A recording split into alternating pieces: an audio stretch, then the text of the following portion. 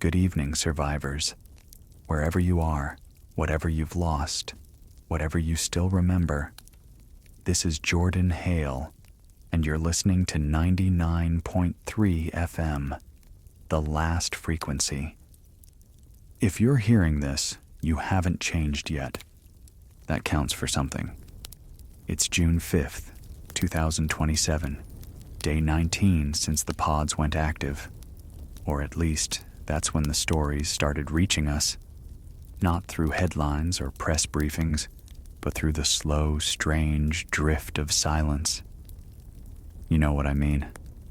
That silence in your friends, the silence in the streets, the silence inside yourself, when you realize you're the only one asking questions.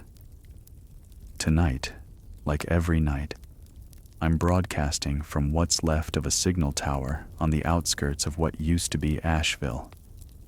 Power's low, but I've got enough juice to keep the lights on, keep the antenna humming, and most importantly, keep the truth alive. If you've got your radio tuned to this frequency, it means you're still listening, really listening, and maybe you're still human. If not, well, maybe you won't understand what I'm saying anyway. Let me take you back. 3 weeks ago, a company called Symbionics held a launch event. Clean stage, bright lights, rows of grinning executives in biodegradable suits. They called it the solution. Pods that could grow food without soil, heal tissue without surgery, clean the air without filters. They didn't just promise a new future. They said the future was already here. And the government? They couldn't sign the deal fast enough. I remember the clip.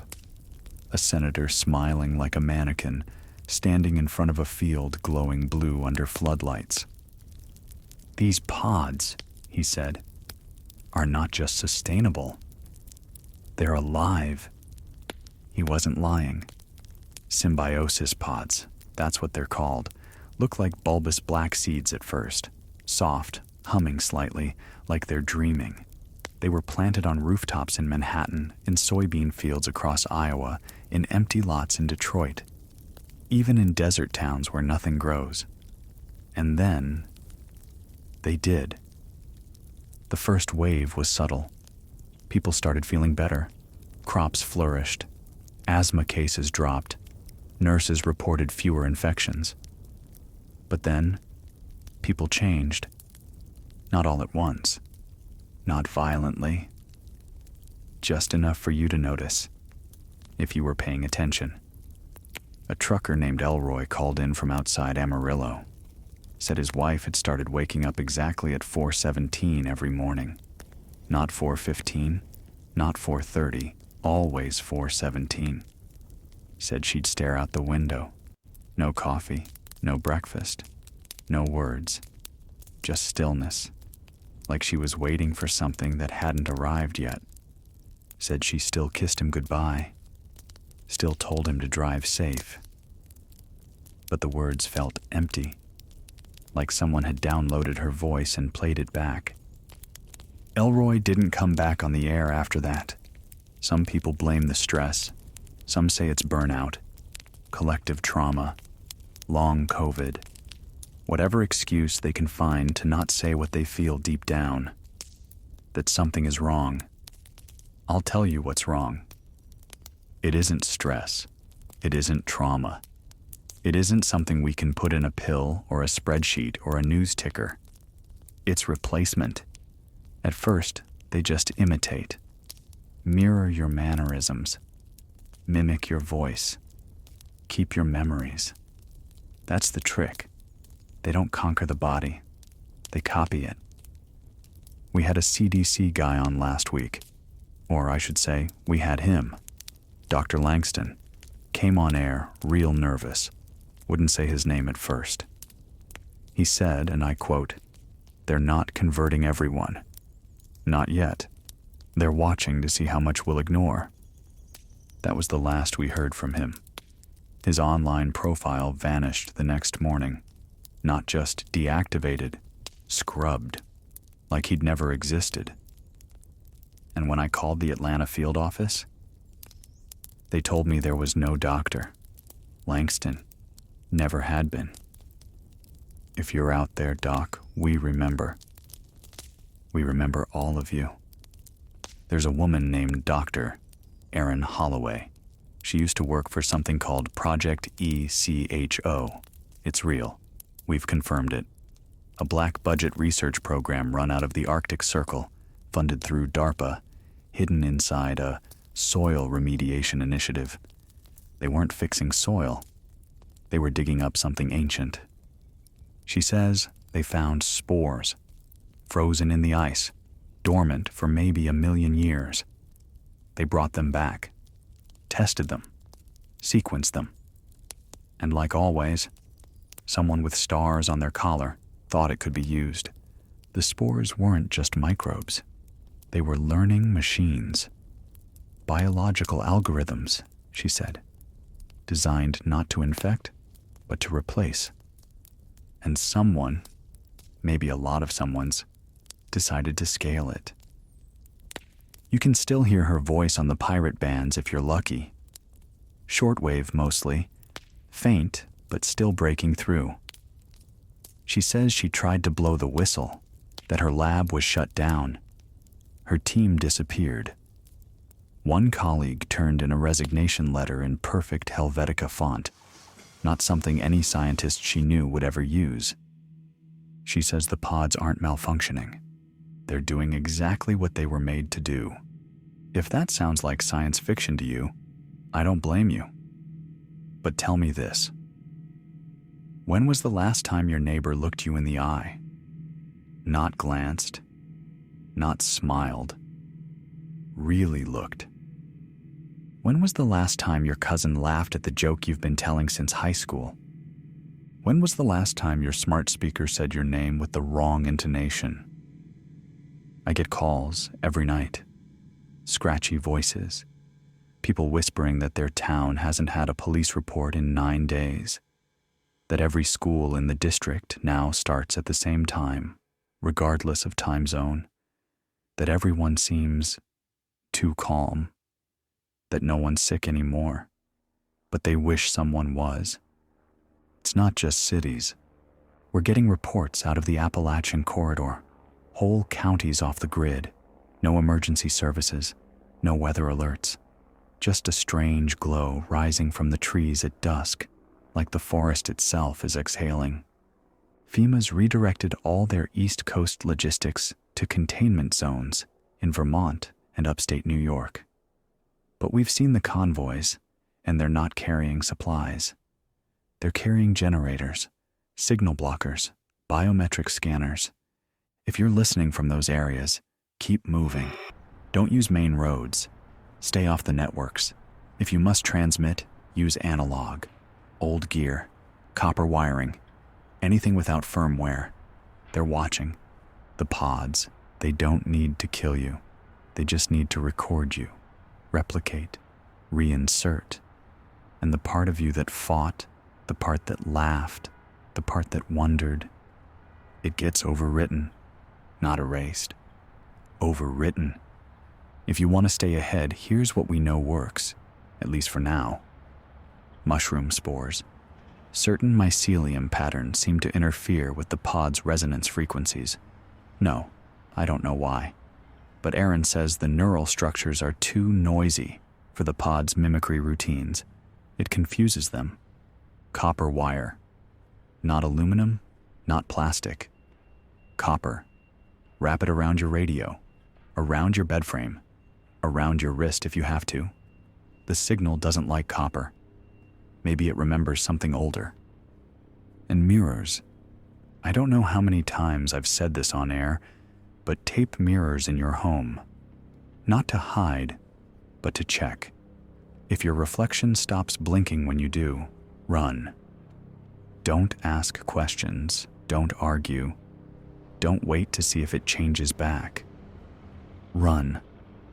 This isn't a panic broadcast. I'm not here to scare you. I'm here because someone has to keep the record alive, even if it's just static. even if all I can do is speak into the dark. I want to believe there's a way back. That somewhere, in a mountain outpost or a waterlogged basement or a decommissioned satellite hub, someone's still charting the spread. That someone's still human. If that's you, send a signal. Doesn't matter if it's Morse, a postcard, a chalk symbol on an abandoned highway sign. We'll find it, and we'll read it on air. Because they can erase a lot, but they can't erase everything. Not yet. More after the break.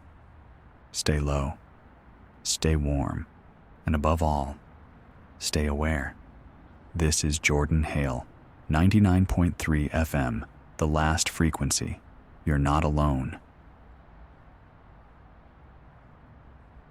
You're still here.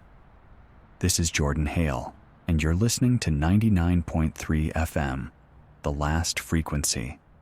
If you're just joining, I'll say it again for those in the back, or in the dark, or curled beneath blankets in silence. You are not crazy. You are not broken. And you are not the only one who sees it. I just got a shortwave reply, scratchy, barely audible, from someone near the Montana border. They didn't give a name, just called themselves Northline. Said they're part of a small group living inside a collapsed ski lodge near Flathead Lake. Said they've stopped using electricity at night. Said it draws them in, not with noise, but with recognition. The pods aren't scanning light or sound anymore. They're scanning patterns. They recognize your heat, your routines, your heartbeat. Northline says their group now communicates in clicks and gestures. They don't say each other's names after dark. They don't sleep in the same place twice, but they're still human. That's what matters. I told them to send a signal again in 12 hours. If you're in the area, west of Kalispell, listen for 3 sharp tones, followed by static. That'll be their mark. We're building something, even now, even in the ruins. I know it's hard to believe in anything lately. People you love are vanishing, but not physically. They're still there, still talking, still going to work, but they've got that look. You know the one. The too perfect posture. The silence between words that feels calculated. The way they don't ask questions anymore. They just wait for your answer and nod like they already knew it was coming. That's how it starts.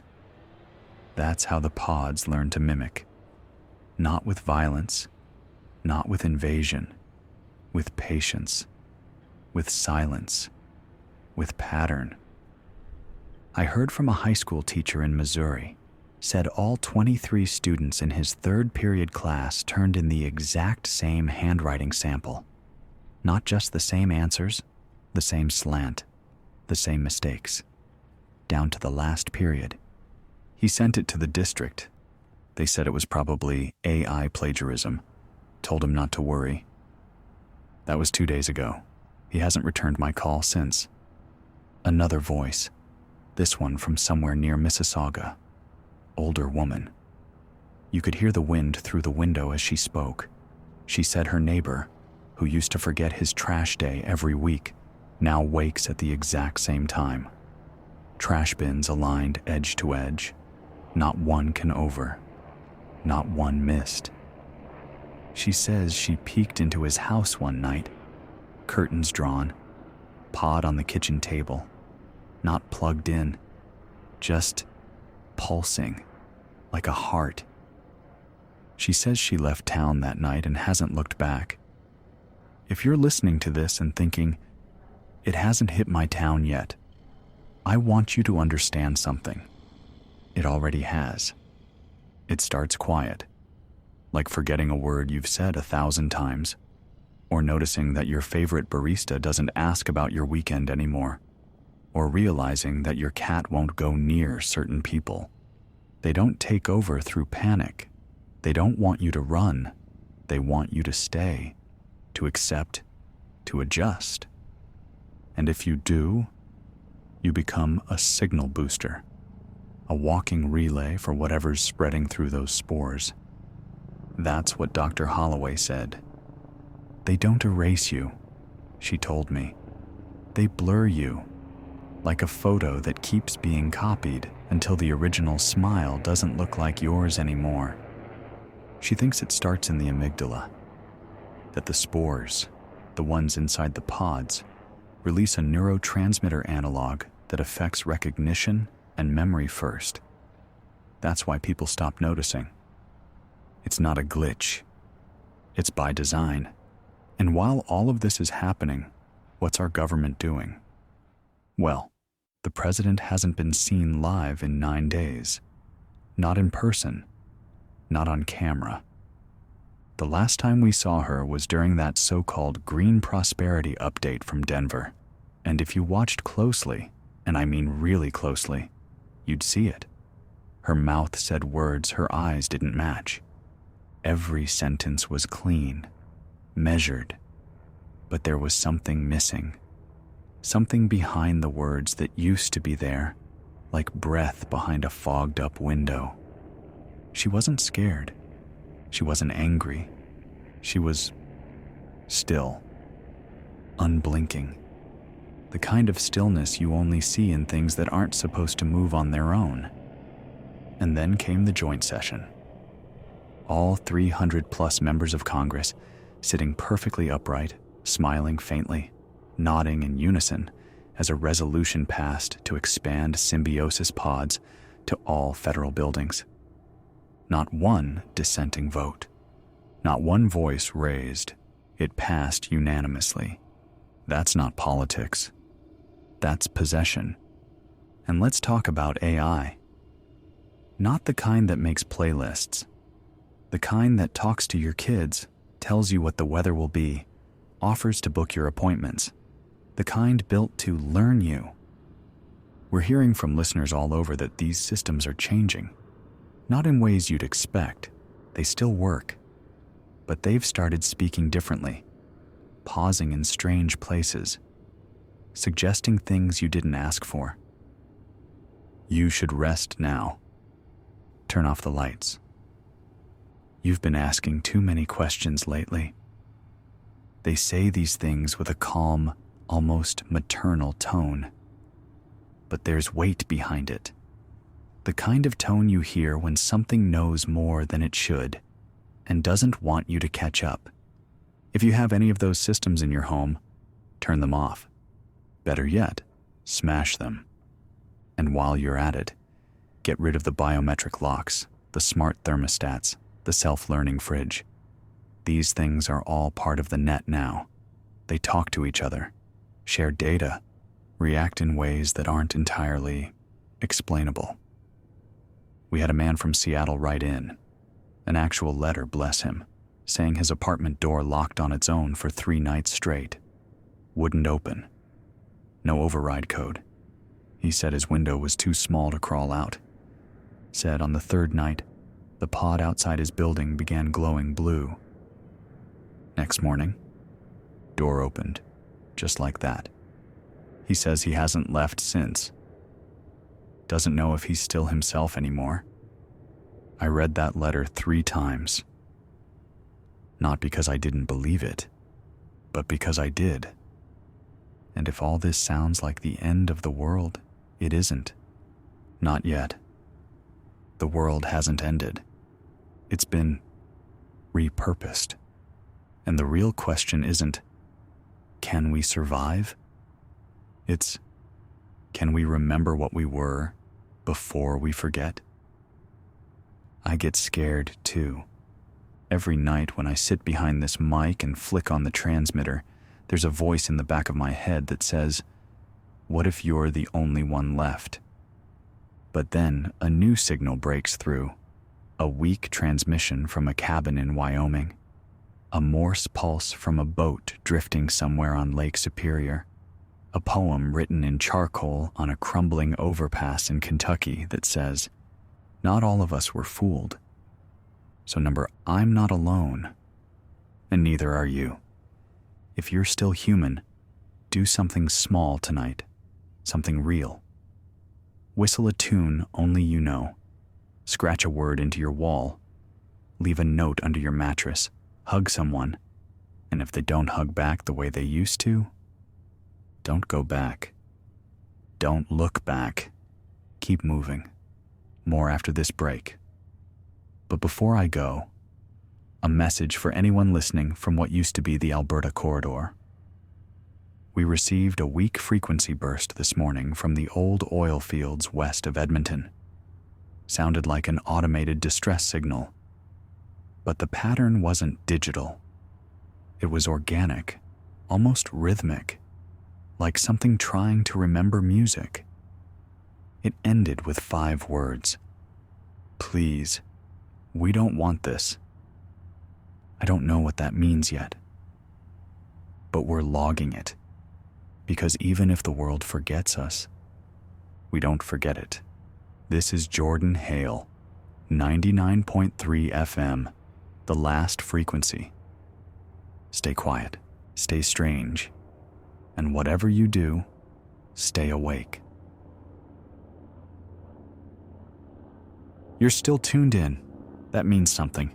This is Jordan Hale, broadcasting to whoever's left. 99.3 FM, the last frequency. We're still on the air. And if you're listening, you're still you. That's all that matters.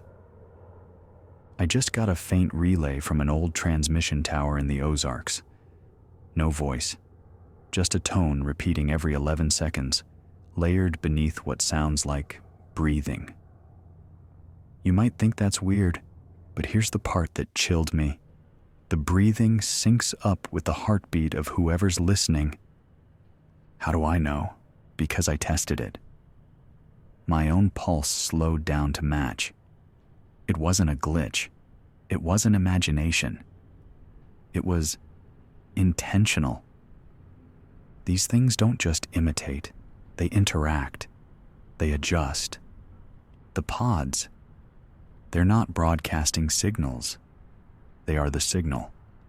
Let me tell you what that means in plain terms. You've probably already guessed, but I'm going to say it anyway for the people in the back, or the ones just waking up from whatever haze they've been breathing in. The symbiosis pods weren't made for agriculture. They weren't made to heal us, or feed us, or clean the air. They were made to merge with us. Or maybe not made, maybe found, grown, reawakened. Either way, they're not tools. They're seeds. Seeds of something older than us, smarter, slower, and patient in ways we can't comprehend. I'm still putting the pieces together, still talking to whoever's willing to speak off mic, off record, off grid, and a pattern's starting to form. They start by learning you, your rhythms, your thoughts, your language, your fears. And once they've mapped you well enough to wear your face, they replace you. No broken doors, no missing person reports, no screams in the night. Just a new version of you that walks a little straighter, blinks a little less, and never quite gets the joke. That's the first wave. But now, we're past that. We're into something worse. Replication was the beginning. Now they're optimizing. I spoke to a nurse last night who was hiding in the storage room of a repurposed clinic in Nevada. Said the patients stopped talking. Not in fear, in synchronization. They started breathing together, blinking together. Their vitals hit the same patterns. Perfect unison. No variation. She ran when one of them started talking with 2 voices at once. 2 voices. 1 mouth. She said the second voice sounded like a memory she'd forgotten. Her grandfather's tone, but speaking a language she didn't understand. Then the lights cut out. She hasn't been able to get a signal since. To the nurse near Tonopah. If you're still alive, we heard you. We're listening. Keep sending tones when you can. Every 13 seconds, same pulse. We'll catch it. Now. I want to talk to the people who feel like they're halfway gone. There's a group calling themselves prevectors. I didn't come up with that term. Dr. Holloway did. She said the infection, if we can call it that, isn't binary. It's not you're infected or you're not. It's a spectrum of self-erasure. She thinks some of us are in the early stages, not fully taken, not fully free. She said if you hear voices in your head that aren't yours, if you dream in someone else's memories, if you catch yourself speaking out loud with no memory of what you said, you might still be one of us. You're not the enemy. You're a battleground. I know it's terrifying to think that you might be slipping, but I need you to know, if you're aware of it, if you're fighting it, if you're scared, that means you haven't been lost. Not yet. There's something about awareness that the pods can't quite override. Self-awareness might be the firewall. Holloway said the mimicry fails when the host reflects on itself too much. That's why mirrors work. That's why solitude works. That's why they try to surround you, to drown you in normality, in routine, in noise. So here's what you do. If you feel yourself slipping, speak your memories out loud. The real ones. The ones no one else could possibly know. Say them into a recorder, into a notebook, into the dirt if you have to. Your favorite song, the name of your first dog, the way your mother's perfume smelled when you were 6. They can't replicate what they can't feel. I want to tell you about something strange I saw last night. I was driving out near the edge of what used to be the Pisgah National Forest. Moon was low, wind was still. I stopped at an overlook I used to visit years ago, just to remind myself the world was still big. That's when I saw it. A group of people, maybe a dozen, standing perfectly still on the side of the ridge, all facing the same direction, all wearing old clothes, some barefoot, some in hospital gowns, and all of them were humming. It wasn't a song. It wasn't even tonal. It was like a feedback loop, a soft, vibrating hum that made my chest feel tight. And they didn't look at me. They just stood there, humming, waiting. I turned off my lights, slid down the hill, didn't breathe until I got back inside the truck. Whatever they weren't there to hunt.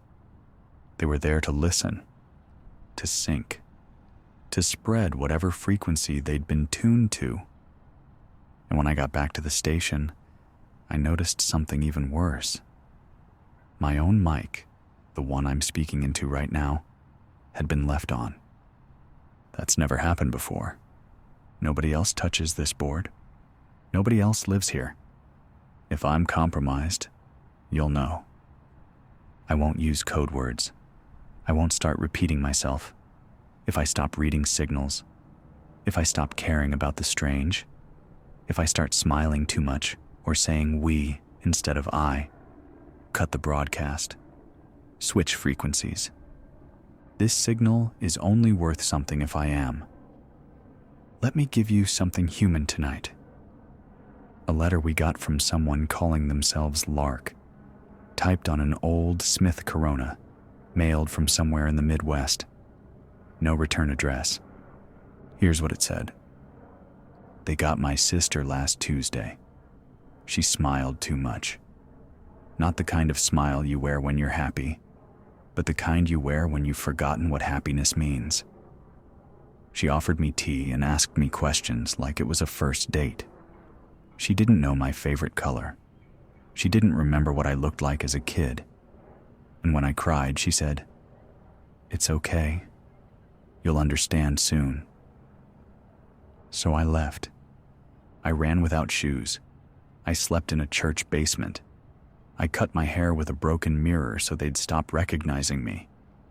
I think I'm still me. I hope I am.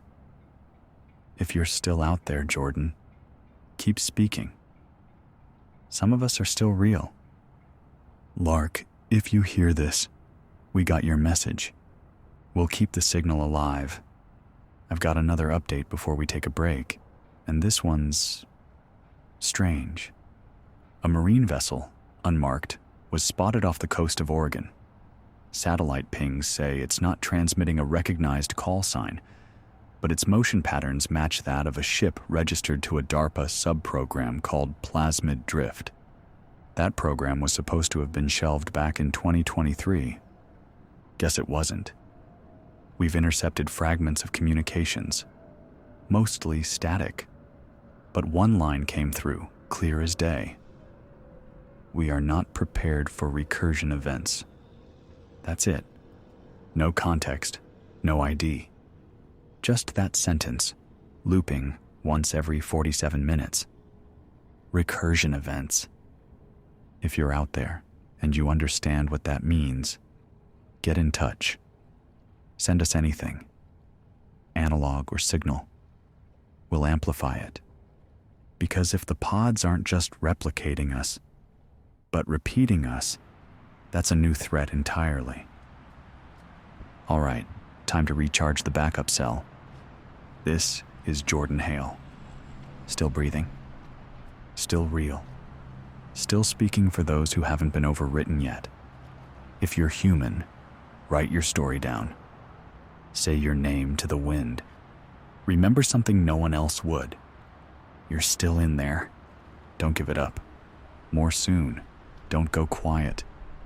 We need every voice we can hold on to. This is 99.3 FM, the last frequency, signing off for now. But not gone. Never gone. You're back. That means you're still you. This is Jordan Hale, 99.3 FM, the last frequency, broadcasting from somewhere between what used to be North Carolina and what's quickly becoming something else. The stars are out tonight. At least, I think they are.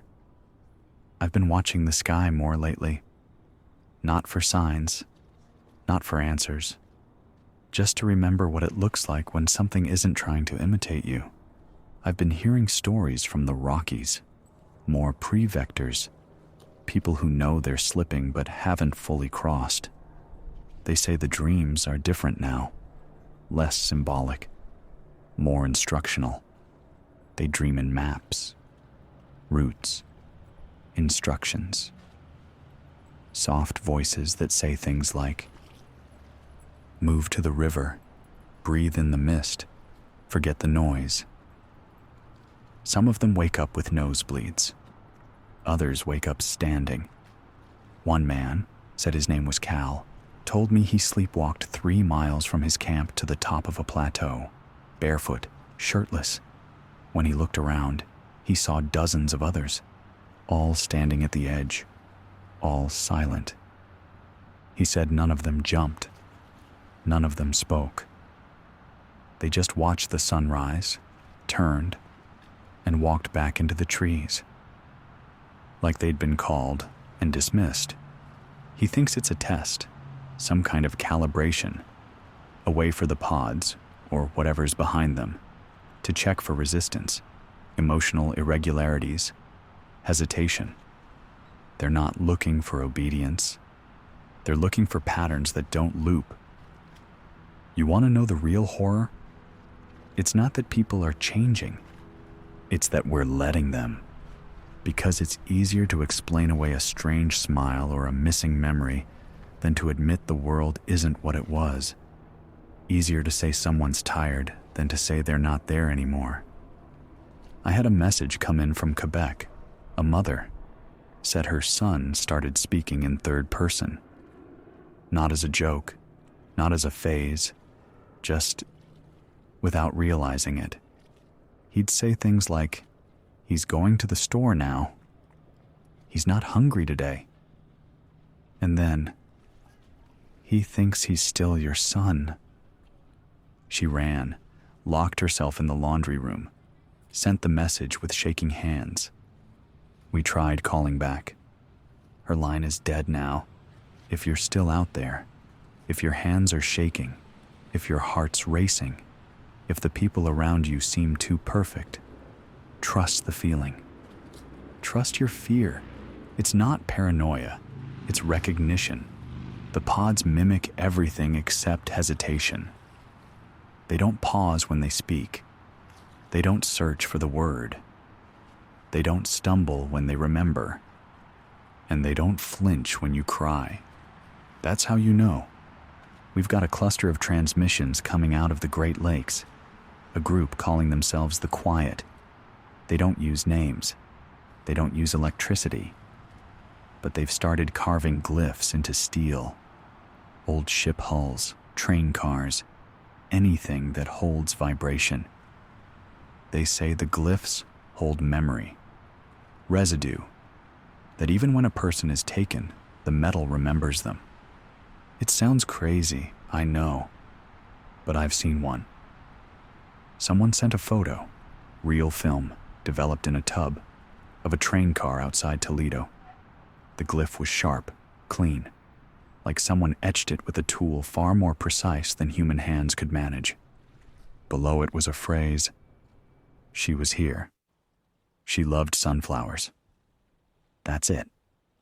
And standing next to it, blurred by the motion of the film, was a woman with no face. Just light. They say these glyphs can't be erased, that even when the car is repainted, the memory bleeds through. I don't know if it's true, but I want it to be. I want to believe there's something in this world that can't be overwritten. Let's talk about Canada for a second. We've had word, through analog routes only, that the border has been fully sealed, not by soldiers, not by order, just by absence.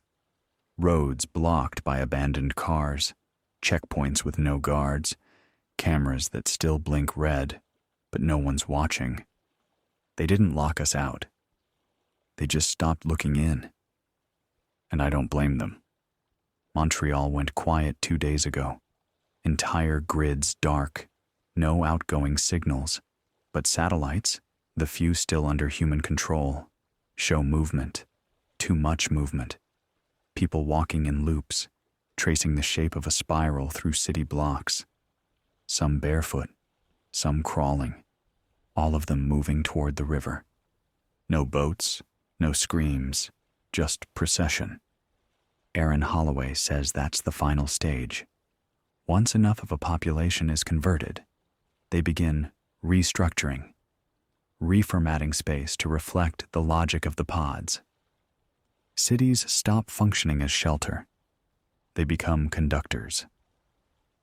She thinks the layout of certain districts is changing, that buildings are being reshaped from the inside to better transmit the frequency. Not by demolition, not by cranes, just by suggestion. Walls curve where they used to be straight. Windows align with moon cycles. Doors open toward magnetic north. Subtle at first, but enough for the city itself to begin humming, like the pod fields, like the trees, like everything else they've touched. We're tracking frequencies now. My setup isn't military grade, but it's enough to catch anomalies, bursts of sound that don't follow our scales. One of them plays on loop at 46.2 megahertz. It sounds like breathing at first, but if you slow it down, you start hearing syllables, a language we don't know. Or maybe a language we forgot. If you're a linguist or an archivist or someone who's memorized old tribal songs, chant cadences, phoneme maps, I'm asking for your help. We don't know what's being said, but I think they do. We received a handwritten note from someone calling themselves Blue Wire. Said they were once a sound technician for a touring rock band. Started noticing that certain frequencies in their stage monitors would drop out for no reason. Not interference, not feedback, just vanish. He said his own voice started triggering these dead zones too, until it stopped altogether. His message ended with, "I don't hear myself when I speak anymore, but the trees do." I'm not sure what that means. But if Blue Wire can still write, still reach out, that means something's left of him. We remember you. We always will. One last thing before I sign off for the next hour. Erin's last message. She said it came from deep inside the Arctic Circle, from a base called Knox Station, once a geological outpost. Before it was a lab, before it was lost, the signal was faint.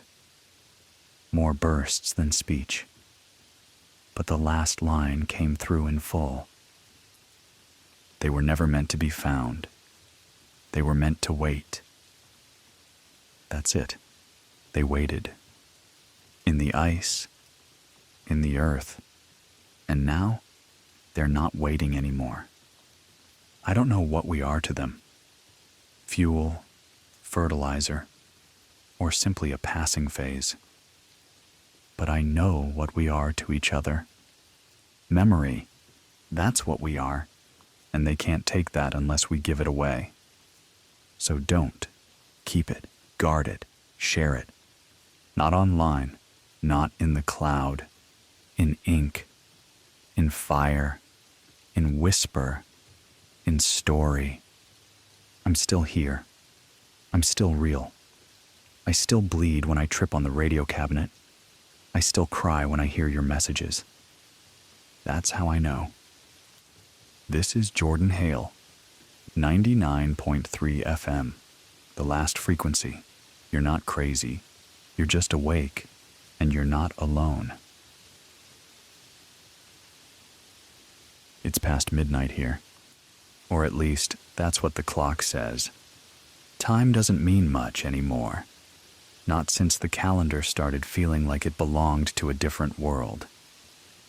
You're still listening to 99.3 FM. I'm Jordan Hale, the voice on the wire, the static in the dark, the last name some of you might still remember. And if you're still with me, you're one of us. There's a silence that comes after you've lost too much. Not grief, not at first. Just numbness. The kind that creeps in when you realize the world hasn't ended. It's just shifted. Things keep moving. Trains still run, but they don't have passengers anymore. Planes still fly overhead, but no one boards them. The vending machine near the old corner station still lights up at night. Still chirps softly when the lights flicker on, but it only takes coins that no one carries anymore. And no one's ever seen who fills it. I had a woman call in last night, said she was living in a community near what used to be Bend, Oregon. Said they'd gone completely analog.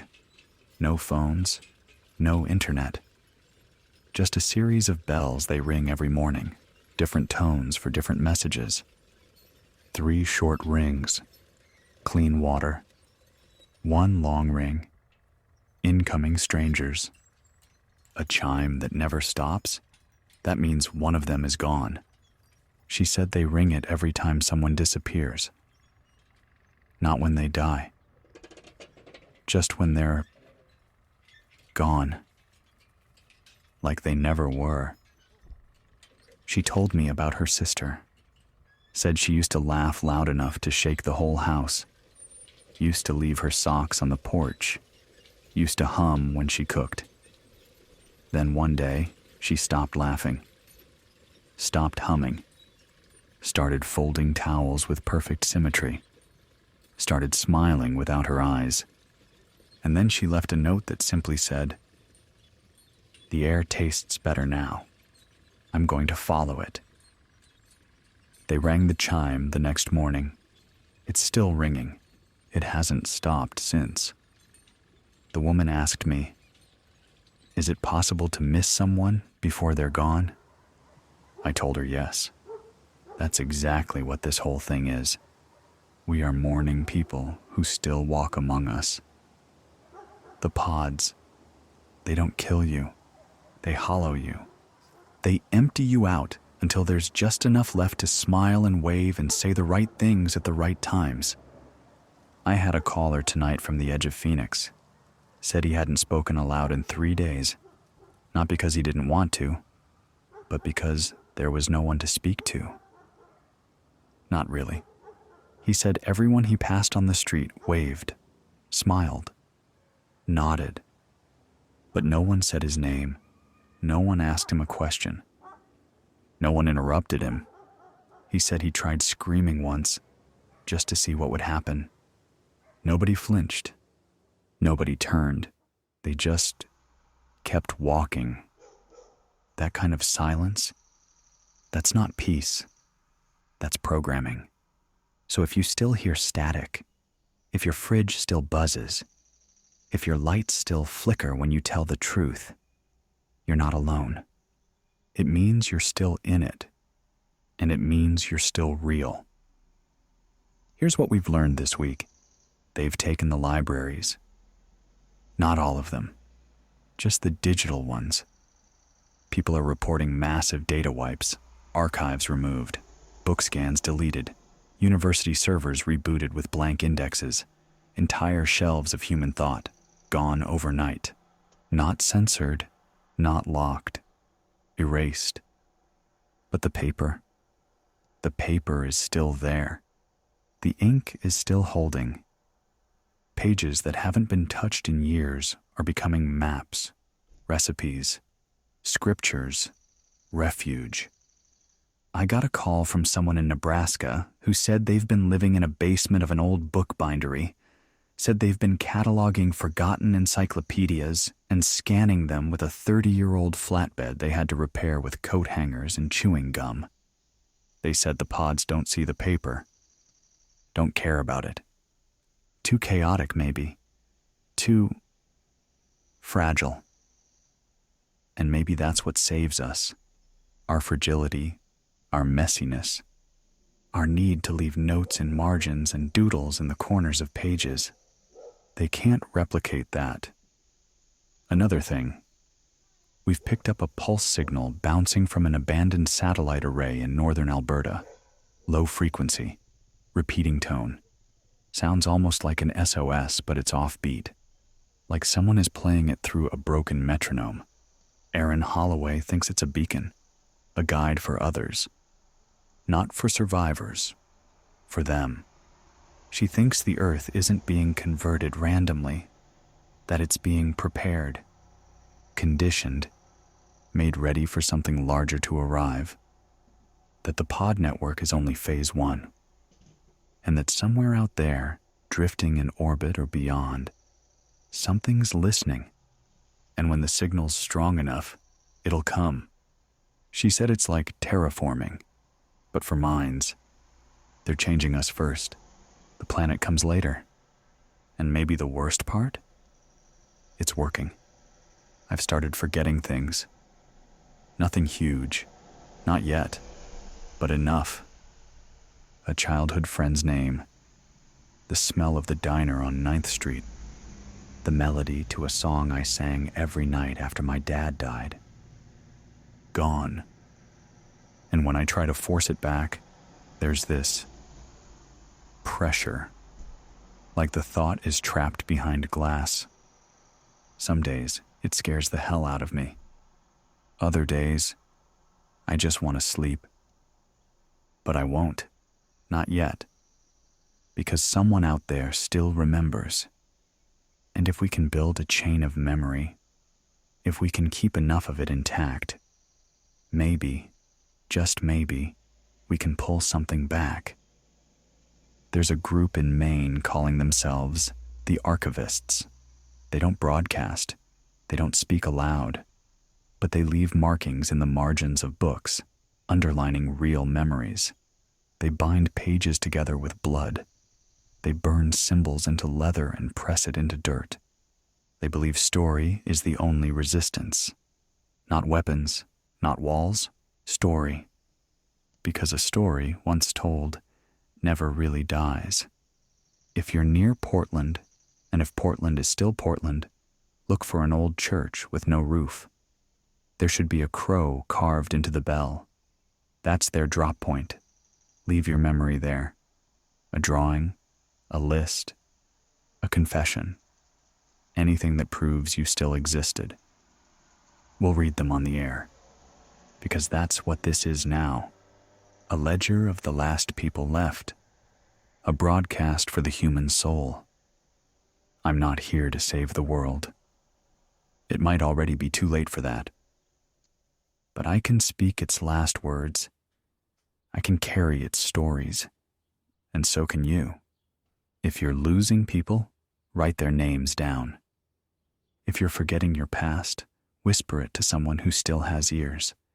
If your hands are shaking, draw anyway. It doesn't have to be pretty. Just real. That's what they're afraid of. Not rage, not rebellion, memory. Because once enough of us forget what it meant to be human, there's nothing left to replace, and they win. More after this. But for now, this is Jordan Hale.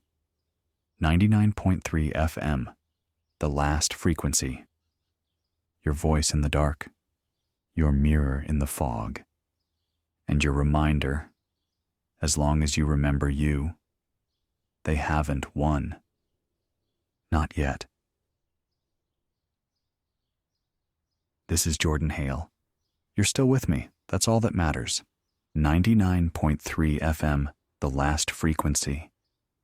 If you're tuning in from anywhere, the coast, the interior, the edges of the map, I want you to know this signal is still human.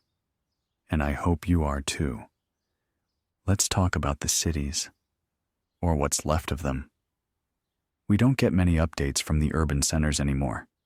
Not because they're empty. They're not. That's the part that makes your skin crawl. They're full. They're overflowing. But it's not people anymore. Not really. We heard from someone who made it out of Chicago before the silence fully settled in. He said it started with the buses, not disappearing, not breaking down, just changing routes. They all started taking the same streets, looping in synchronized patterns, no passengers inside, at the same time, every day, down Clark, across Roosevelt, back again, like a ritual. He said he watched one driver stop at an intersection, open the doors, and sit in complete stillness. Nobody got on, nobody got off, and yet, the bus waited, like it was expecting someone who'd already been there. He said the streets were never empty. There were always people, but no noise, no traffic, just these walkers, calm, silent, eyes forward, moving together, but not speaking. And the buildings? They started changing too. Lights blinking in sequences, windows opening and closing in rhythm, whole apartment towers flickering on and off like they were breathing. That's not electricity. That's not a glitch. That's communication. The city wasn't dying. It was waking up. Or worse, being rewritten. If you're in an urban area and you still feel like yourself, get out. Get to higher ground. Get to irregular land. Places with history that wasn't planned by zoning boards and traffic engineers. The pods don't like chaos. They don't understand irregularity. That's why old barns still stand. That's why crooked towns tucked into mountains survive longer. That's why campgrounds near craters or fault lines seem to resist the signal. Erin calls it pattern fatigue. She thinks the mimics burn out trying to adapt to randomness. So if you're building shelter, make it messy. And if you're mapping your route, avoid the grid. We got word from what used to be Atlanta. A small band of kids, no older than 15, broke into an old planetarium. They've been projecting constellations on the ceiling every night, trying to remember the names of the stars. They think the real sky has been changed. Not visibly, not completely, but subtly. They say some of the stars don't blink anymore. Others shift slightly over time, and one of them, they call it the eye, moves when no one's watching. I don't know what they've seen. I don't know if they're right. But I do know this. They're trying. They're reaching back. And in a world where everyone else is looking forward with dead eyes and perfect posture, reaching back matters. So if you're out there, planetarium kids, we see you. Your story's part of this now, and the light you shine still touches us. Now, about the animals. We haven't talked much about them, have we? You'd think they'd be the first to vanish, or panic, or turn. But they haven't. Not all of them. Some adapted. Others ran. But there's a third group. We call them the unmimicked. Creatures that seem to see the pods, understand them, avoid them, react with instinct too sharp to be overwritten. Ravens, wolves, some breeds of old shepherd dogs. There's a man in Idaho who swears his horse hasn't slept since the pods arrived. Just stares at the horizon, every night, waiting. And there's something else. Insects. They're gone. Not all, but most. No more June bugs, no more fireflies, even mosquitoes. Gone silent. You'd think we'd celebrate that. But I miss them. I miss their chaos, their persistence, their reminder that nature never cared for neatness. And in their absence, there's quiet. Too much quiet, like the earth is holding its breath. Or worse, has already exhaled. I've been logging frequencies every night, writing them down by hand, charting the changes, the pulse of the land, the hum of the trees. And last night, I caught something wrong. A new wave. Didn't sound like breathing. Didn't sound like data. It sounded like a heartbeat, slow, heavy, and not mine. It came in pulses of 4, like it was testing something or waiting for a response. I didn't answer, and neither should you. If you hear it, don't tap back. Don't mimic it. Don't let it find your rhythm. Because once they know your beat, they know where to find you. I need to tell you something hard now. Something I've been holding on to for too long. There are people I've stopped calling, not because I don't love them, but because I know what I'll hear. The wrong tone in their hello, the pause before my name, the way they won't ask if I'm eating enough or sleeping enough or still keeping the generator warm. They'll just say, "You're safe now," and nothing else. And I know what that means. It means they're gone.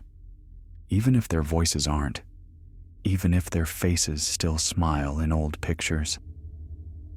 I grieved them before they were taken, and now I grieve the space they used to occupy. That's the kind of war this is. Not one of gunfire and blood, but of memory and silence. You lose people in pieces, and the world doesn't tell you when the final piece is gone. It just keeps moving, like they never were, but they were. So here's what I do. Every night, before I go off air, I say one of their names, and I tell one story. Just one. Sometimes it's stupid, sometimes it's boring, but it's real. And that's how I fight. Tonight, I'm remembering Claire, my neighbor when I was 7. She had a laugh that bounced. It didn't echo, it bounced. Off walls, off chairs, off your ribs. She made friendship bracelets out of shoelaces, and when she got her first bee sting, she didn't cry. She apologized to the bee. I haven't seen Claire in 20 years, I doubt she remembers me. But I remember her. And that's enough. Whoever you've lost, say their name out loud. Right now. I'll wait. Good. That was real. They can't take that. They can't trace that. They can't replace that. All right. Battery's running low. And there's a fog rolling in thicker than I've seen in weeks. But I'll be back. As long as the wires hold. As long as my voice cracks. As long as someone, anyone, is still out there. This is Jordan Hale, 99.3 FM. The last frequency. The world isn't ending, it's just forgetting. And we're here to remember. This is Jordan Hale. You're listening to 99.3 FM, the last frequency. And if you're hearing my voice, you still matter. I don't say that lightly. Not anymore. Not after everything we've seen. Tonight, the wind's moving strange through the tower. Not a howl, not a whistle, more like a hum, like it's picking up vibrations from something below the floor. And maybe it is. I've learned not to dismiss anything lately. Last week I would have told you the wind was just wind. The rain was just rain. A missing person was just missing. But now I listen for the rhythms. And I listen for what doesn't make sound anymore. Because silence speaks louder than any scream these days. I want to tell you about the children. I haven't talked about them much. Not because they're not out there, but because I don't know how to talk about what's happening to them. It started slow, teachers calling in, saying their students stopped drawing anything but circles, saying they'd answer questions before they were asked, saying their eyes didn't track motion the same way anymore. One principal, I won't say the name of the school, but it was somewhere near Des Moines, said that during recess, the kids all started walking in perfect spirals around the jungle gym. No talking, no laughing, just footsteps on concrete. She said when she blew the whistle, they stopped all at once. Not like they were obeying, more like they'd finished whatever they were doing. That was 2 weeks ago. No one's heard from her since. The kids are still there. At least, their bodies are. But something else has taken the wheel. Aaron Holloway says children might be more vulnerable because their brains are still forming, still growing neural networks, still open to adjustments. She thinks the pods aren't just mimicking adults. They're sculpting the next generation, not replacing them, refining them. She says there's evidence that some of these changes are being imprinted at the DNA level. We're talking epigenetics, biological edits passed down, no pods required. She says if this continues, we'll lose the future. Not in some abstract sense, literally. The next generation won't remember what it meant to be anything else. And once that happens, there's nothing left to save. So here's what we do. If you're with children, keep them moving. Keep them near rivers, near animals, near old dirt roads that don't go anywhere. Let them fall. Let them cry. Let them ask questions you don't have answers to. Do not let them forget how to be unpredictable. That's their shield. That's your shield. And if you think that sounds ridiculous, I want you to remember something. The pods don't fear bullets. They fear uncertainty. The kind of chaos only a confused, curious child can create. Because that kind of mind, it can't be mapped. It can't be tamed. Not yet. Now here's something I haven't shared before. Something personal. I don't have kids. I used to think I'd get around to it eventually. But the job, the war, the world, There was always something in the way. But I had a niece. Her name was Maddie. She used to send me drawings, planets with smiley faces, stick figures with 12 fingers, purple suns. She was the loudest kid at every dinner table, always asking, what if? What if trees could talk? What if clouds were upside-down water? What if music was invisible math? I loved that about her. Last year, her mom, my sister, told me Maddie had started talking less, started writing her homework in perfect cursive, started folding her drawings into tight little squares and burying them in the backyard.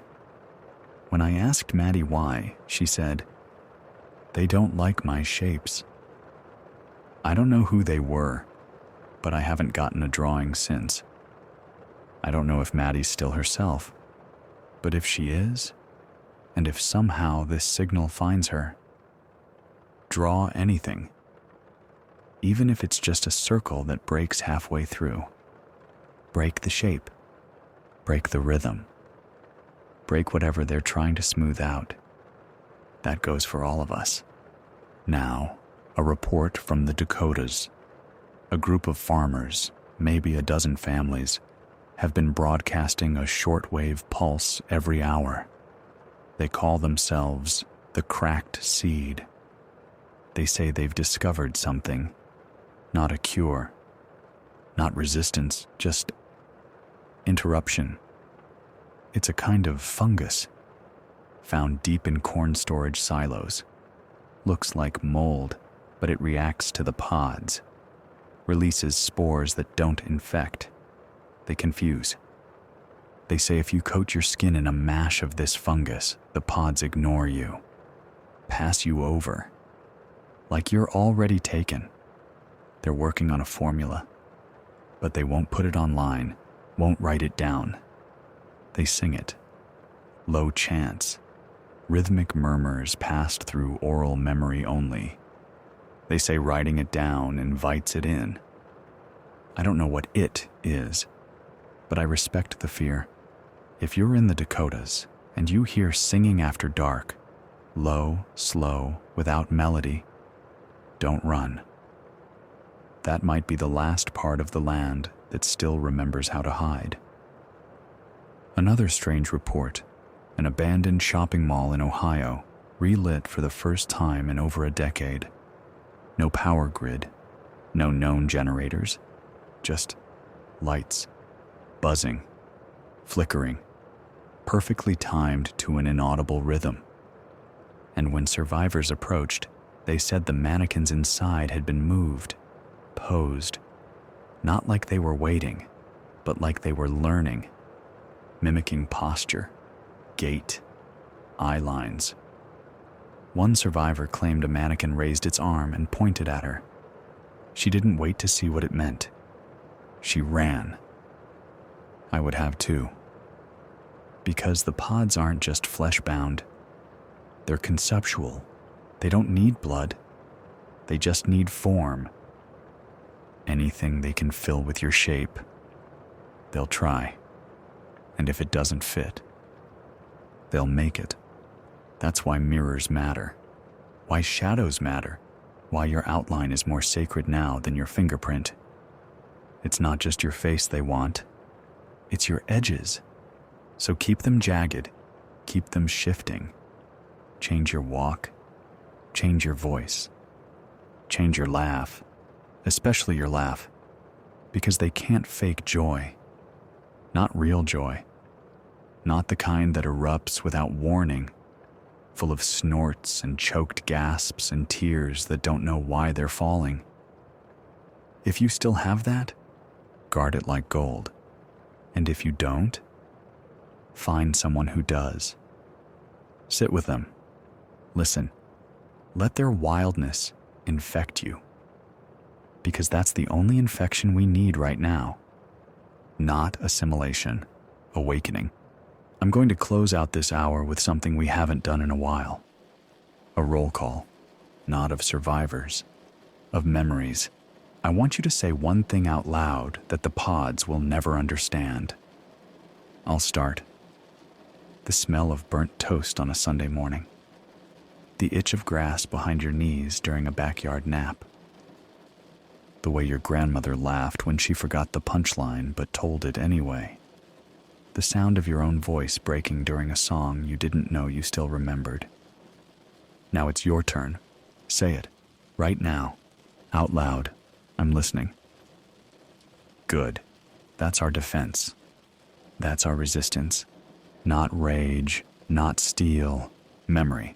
This is Jordan Hale, still human, still flawed, still broadcasting. 99.3 FM, the last frequency. Keep your shape. Keep your shadow. Keep your strange. And whatever happens, don't stop laughing. Even if it's ugly. Especially if it's ugly.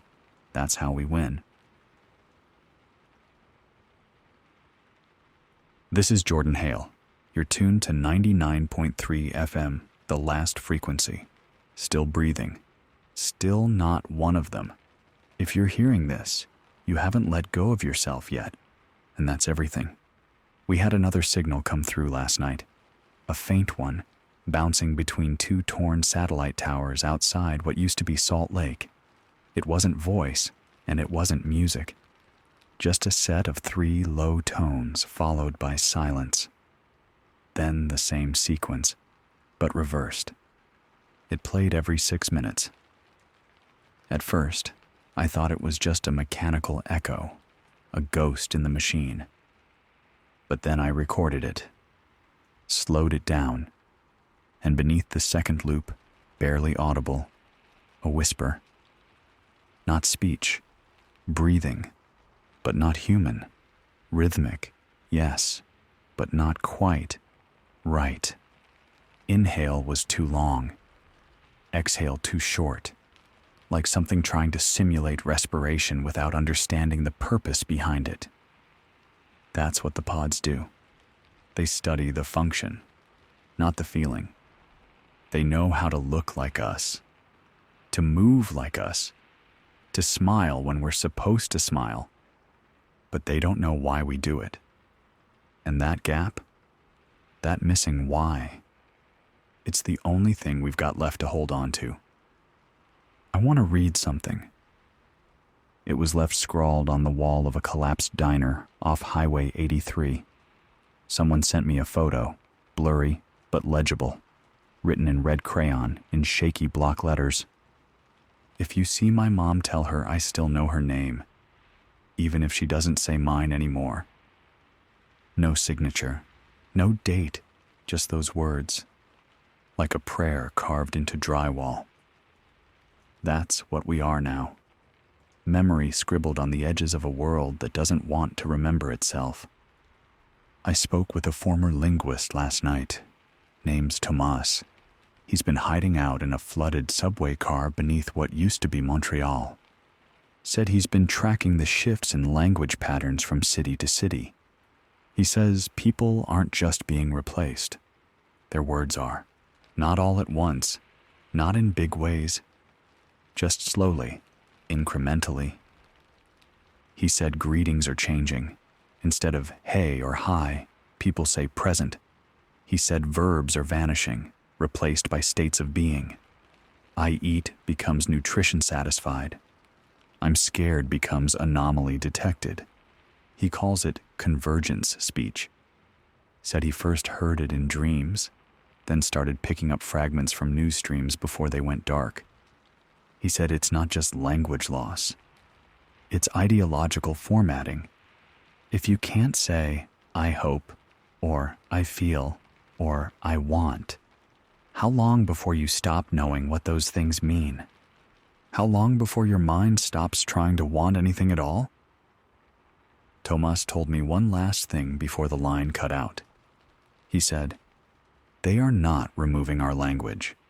They are refining it until there are no more questions, just compliance. If you're still using slang, keep using it. If you still stutter, still trail off mid-thought, still say or like or you know, hold that close. It means your words still have rough edges. and rough edges don't fit cleanly into their blueprints. Now, an update from the north. There's a safe zone. That's not a promise. It's not a guarantee. But it's real. We've received 4 separate confirmations from travelers, all analog routes, all outside major cities. They say there's a community forming in the ruins of an old weather station deep in the Yukon, remote, frozen, isolated, and so far, unmimicked.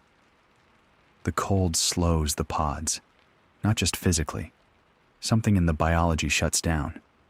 We don't know if it's metabolic or something more primitive, but they don't move the same way in sub-zero climates. They can imitate breath, but they can't make steam. They freeze too cleanly. No shivering, no twitching. Just a full stop when the temperature drops. That's your sign. That's your window.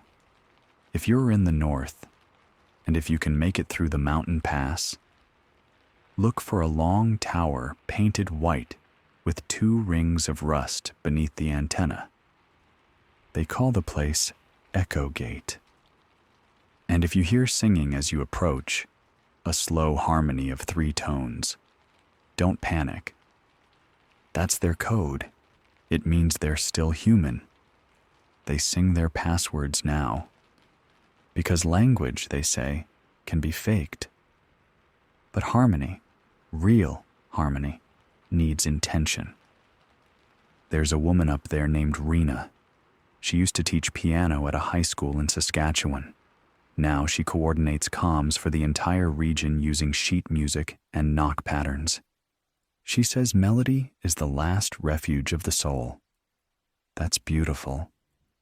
And I believe her, because I've heard how flat the pod voices are.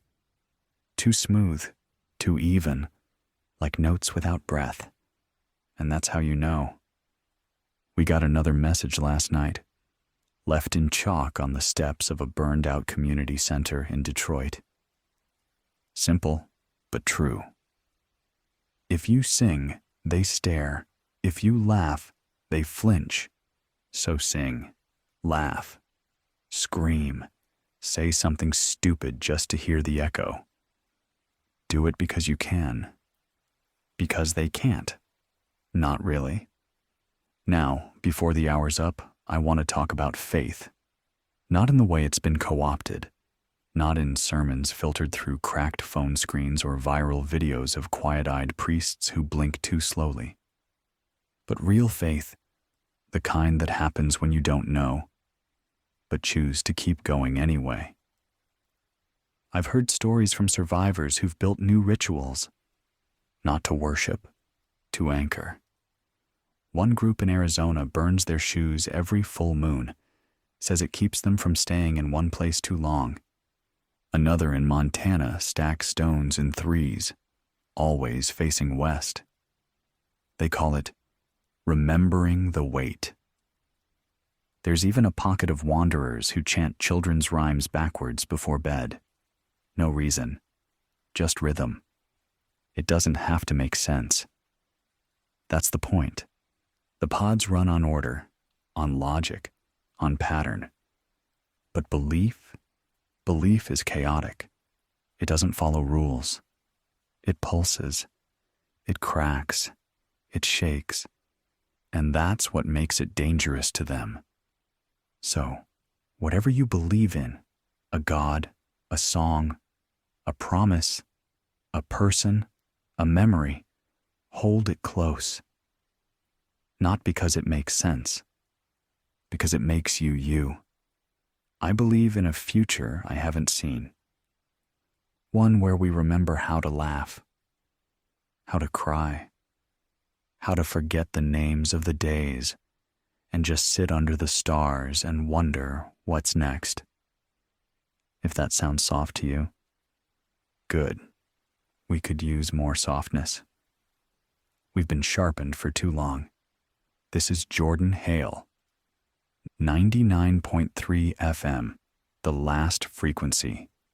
Still messy. Still flawed. still beautifully unpredictable, and still on the air, because some of us never stopped believing the signal was worth keeping alive, even if no one answered, even if the world stopped listening, even if we were the last ones. Stay warm, stay weird, stay free. This is Jordan Hale, broadcasting on 99.3 FM, the last frequency. I was just outside, just for a minute, just long enough to clear the dust out of the air vents and let the wind touch my face. And I swear I heard it again. That low hum, like an engine 3 valleys over. But there's no machinery out here, no towers, no fans, just trees and frost and the thin, sharp edge of silence. The thing is, it wasn't just sound. It was inside me, like the ground under my boots was breathing slow, not up and down, inward. I don't know if that makes sense, but it's what I felt, like the earth had lungs now, or like something beneath the surface was pulling everything closer. I came back inside and shut the doors tight, because I've learned to trust that kind of fear. The quiet kind. The kind that doesn't scream, just waits. You learn a lot about yourself in moments like that. What you trust, what you fear, who you miss. And lately I've been thinking about the ones we've lost, not just the dead, the gone. The ones who still have faces but no spark. The ones who talk like weather reports and hold your hand like they're measuring pressure. I get letters from listeners every day describing that moment, the instant they knew someone close had been taken. Not because of violence, because of stillness. A mother who stops humming while she cooks. A brother who doesn't flinch when the dog barks. A girlfriend who suddenly sleeps with her eyes almost open. These aren't horror stories. They're worse. They're reminders that nothing big has to happen for everything to end. All it takes is that one tiny moment when something familiar stops making sense. And the worst part? You'll want to pretend it didn't happen. You'll want to protect them, or yourself, from the truth. That's how the pods win. They don't force you to forget. They let you choose to, because choosing to forget is easier than holding on to someone who's already halfway gone. But I'm telling you now, hold on anyway, even if it hurts, especially if it hurts. That pain, that ache behind your ribs when someone you love stops blinking like they used to. That's your compass now. Follow it. We've had a few more reports of mirror anomalies. Survivors walking past reflections that don't match their movement. It's subtle. A twitch delayed. A blink that doesn't come. A mouth that moves half a second too soon. There's a theory, one I've heard from 3 separate resistance cells, that the pods can't copy conscious reflection. Not yet. They can copy your face, your voice, your heartbeat. But they can't copy the part of you that knows it's being watched. That's why mirrors matter. Not to see yourself, to catch them failing. So if you're still out there, still hiding, still wondering if your reflection is yours, watch carefully. And if something's off, don't ignore it. That might be your last warning. Switching gears now. An intercepted shortwave message came in this morning. Source unclear. We boosted and filtered the audio, and here's what we caught. Unit 3 decommissioned, pods neutral, reconstructing pattern, initiate phase return, no resistance observed, ecosystem absorbed, repeat, ecosystem absorbed. The voice wasn't human, not robotic either, more like a hollow recording looped too many times, like the edges had worn off. We think this ecosystem refers to one of the early survivor clusters, possibly Echo Gate up in Yukon. If that's true, it's gone, taken, replaced. I know what that does to hope. I know it breaks something. But listen to me, please. Just because a place is gone doesn't mean the people are. Memory travels, voices scatter. Even if Echo Gate fell, some of them got out. They always do. And when they do, they bring songs, codes, fragments of a world worth rebuilding. So if you hear a melody you don't recognize, don't dismiss it. It might be a password, or a map, or a name you forgot how to say.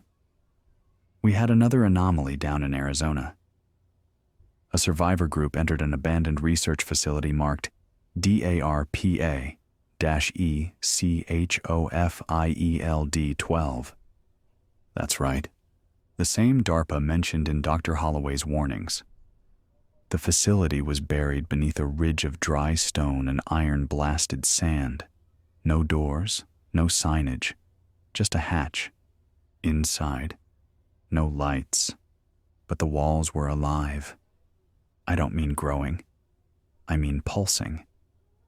Every panel hummed at a frequency just below human hearing.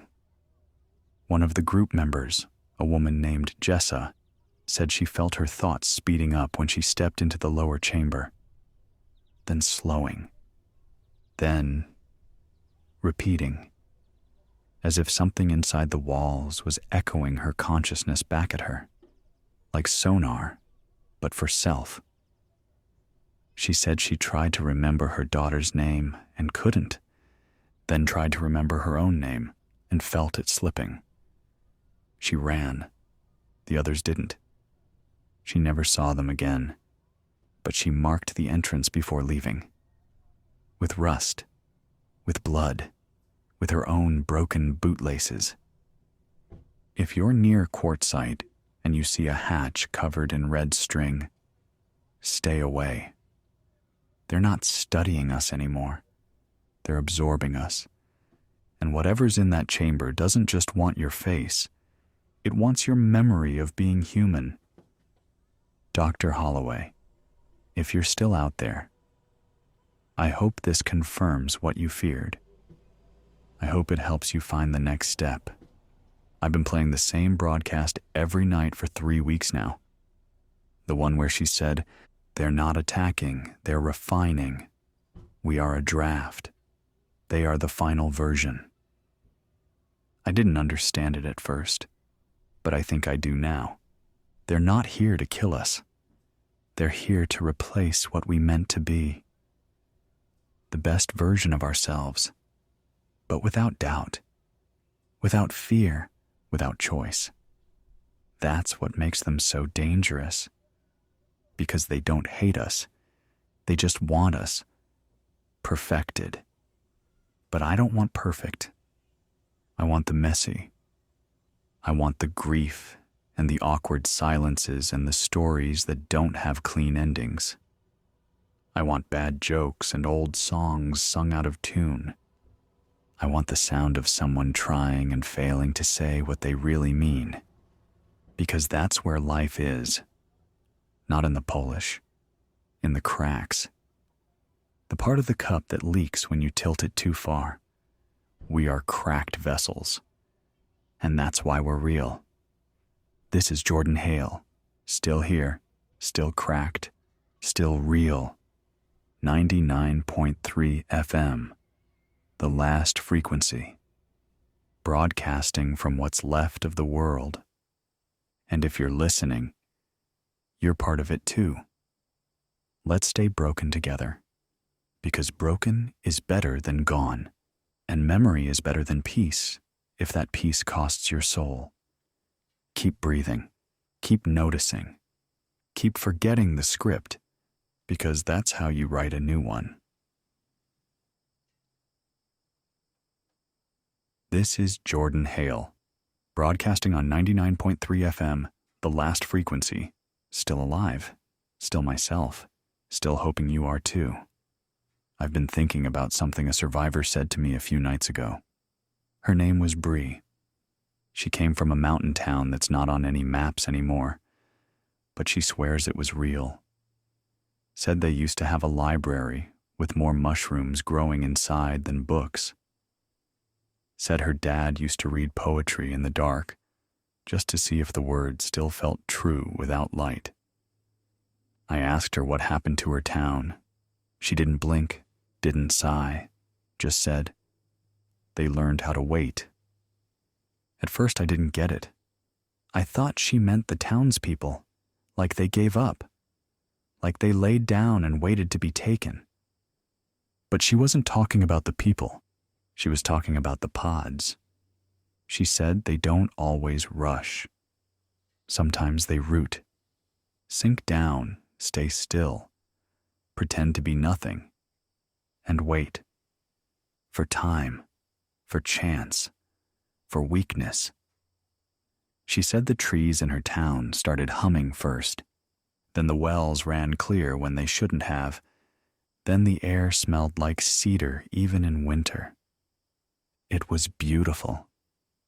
Too beautiful. And then one morning the town woke up and everything was just right. No sickness, no dust, no dead leaves on the road. Perfect symmetry. And nobody noticed, except her, because she still had her dad's poems. And in those verses, nothing was ever perfect. She ran. She's been running since, carrying scraps of verse and half-sung lullabies in a jacket full of holes. She sleeps beside creeks and under power lines.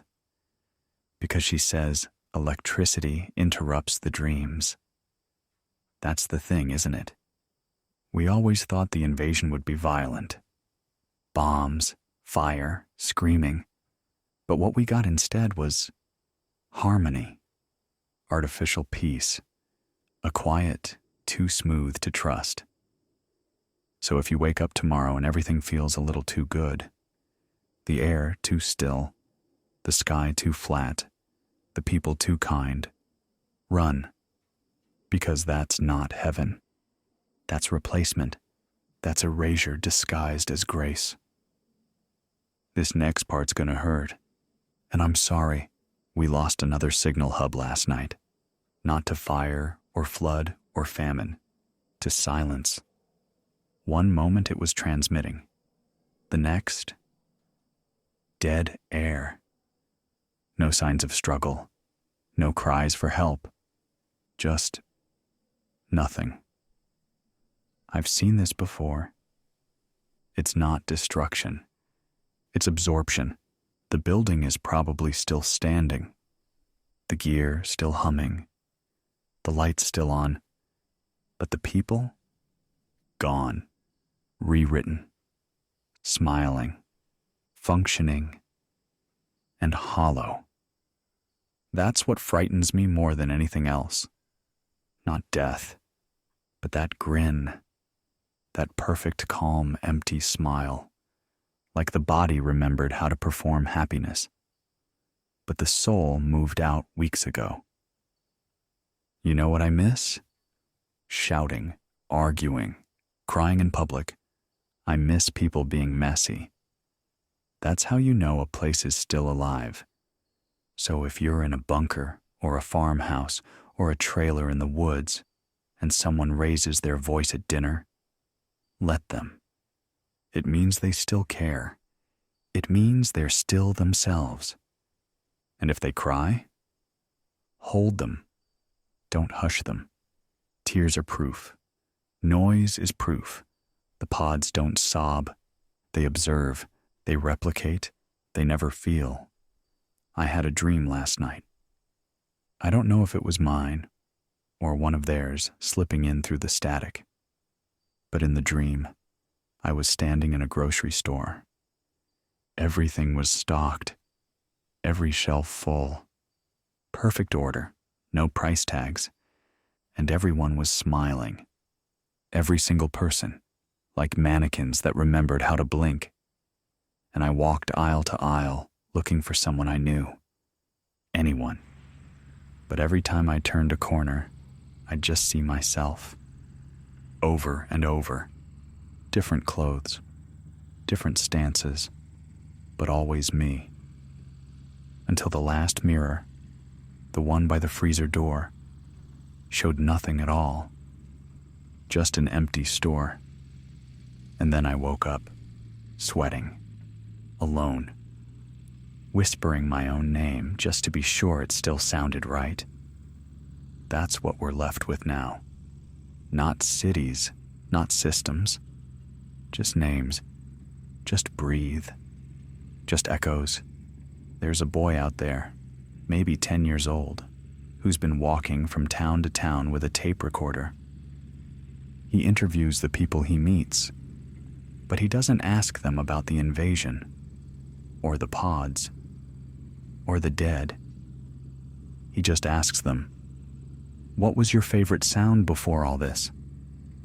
And he records their answer. That's it. That's his whole mission. He's built a little library of voices, birds, rain, laughter, his mom's car door slamming shut.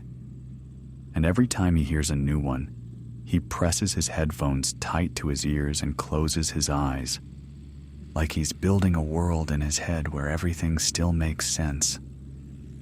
I don't know his name, but if you meet him, give him a sound, something real, something weird, because that's the archive now. That's the resistance, not weapons. Reminders. We've also had new reports from the Gulf. Something in the water, not creatures, reflections. Sailors who swear they see land masses in the waves that don't exist. Whole coastlines, cities with unfamiliar skylines, and when they try to sail toward them, their compasses start spinning, like the oceans mimicking the memory of something that never was, like the infection isn't just local anymore. It's expanding across timelines, across possibility. What we see might not just be what's here. It might be what was almost here, or what will be here. Once enough of us forget who we were. I know that sounds mad, but so did everything else. At first, if you've noticed the stars aren't blinking quite right, if your map has roads that don't show up in person, if your shadow moves just a second too slow, write it down. Say it out loud. Share it with someone who still laughs at bad puns or hums old TV jingles. Because reality is holding on by a thread, and we're the ones spinning it. I'll leave you with this tonight. A woman called in from somewhere near what used to be Flagstaff. Didn't say much.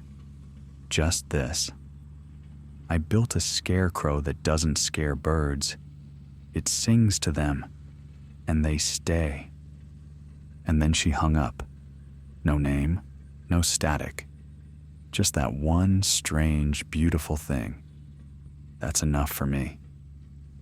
Because anything that sings in this world, anything that stays, is a miracle worth remembering.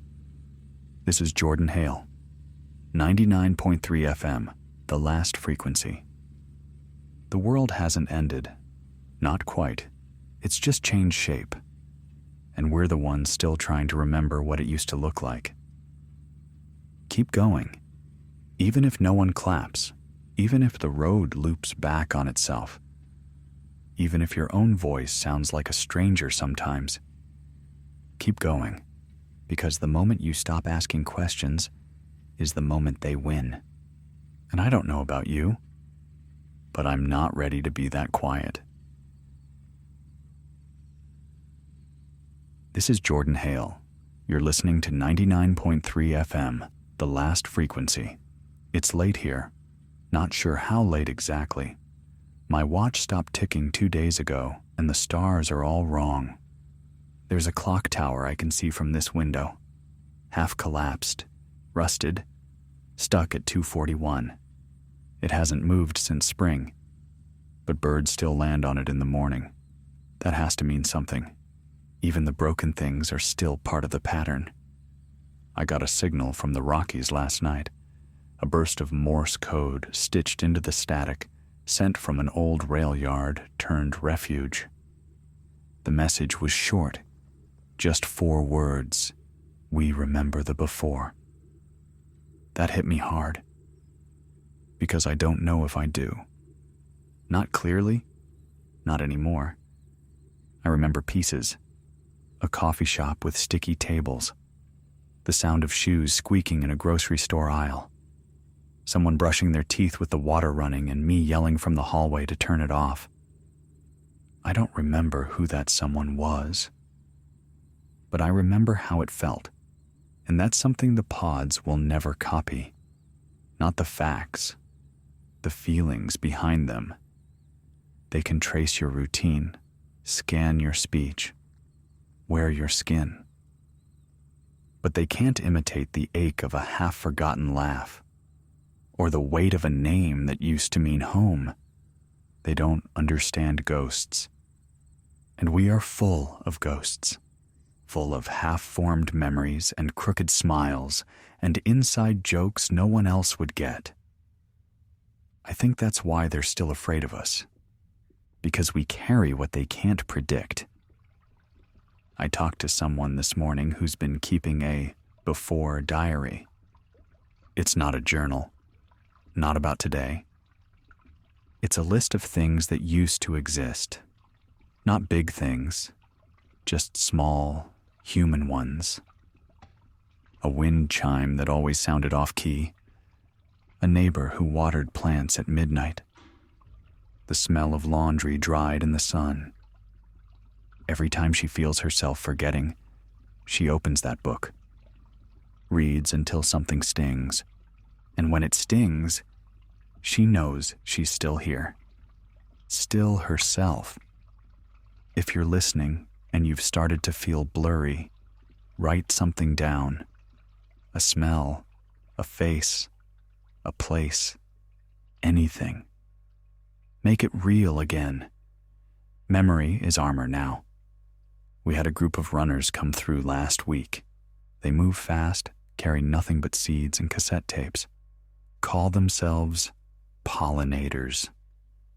Their job, spread sound. Not news, not warnings, voices.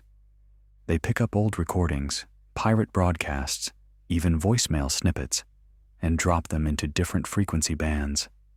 They believe in signal seeding, that if enough human sound is floating through the static, we'll never really be gone.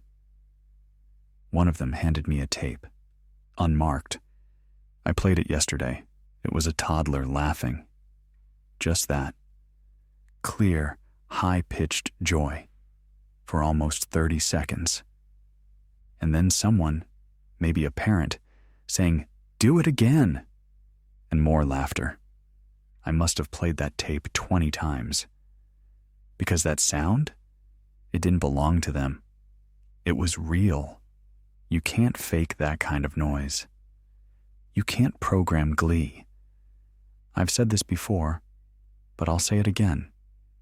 If they ever take me, don't look for blinking or twitches or a weird voice. Just ask me a joke.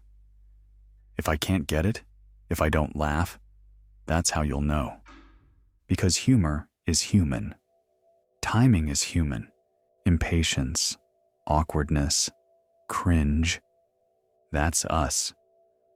The pods don't flinch when they spill water. They don't apologize when they bump into a table.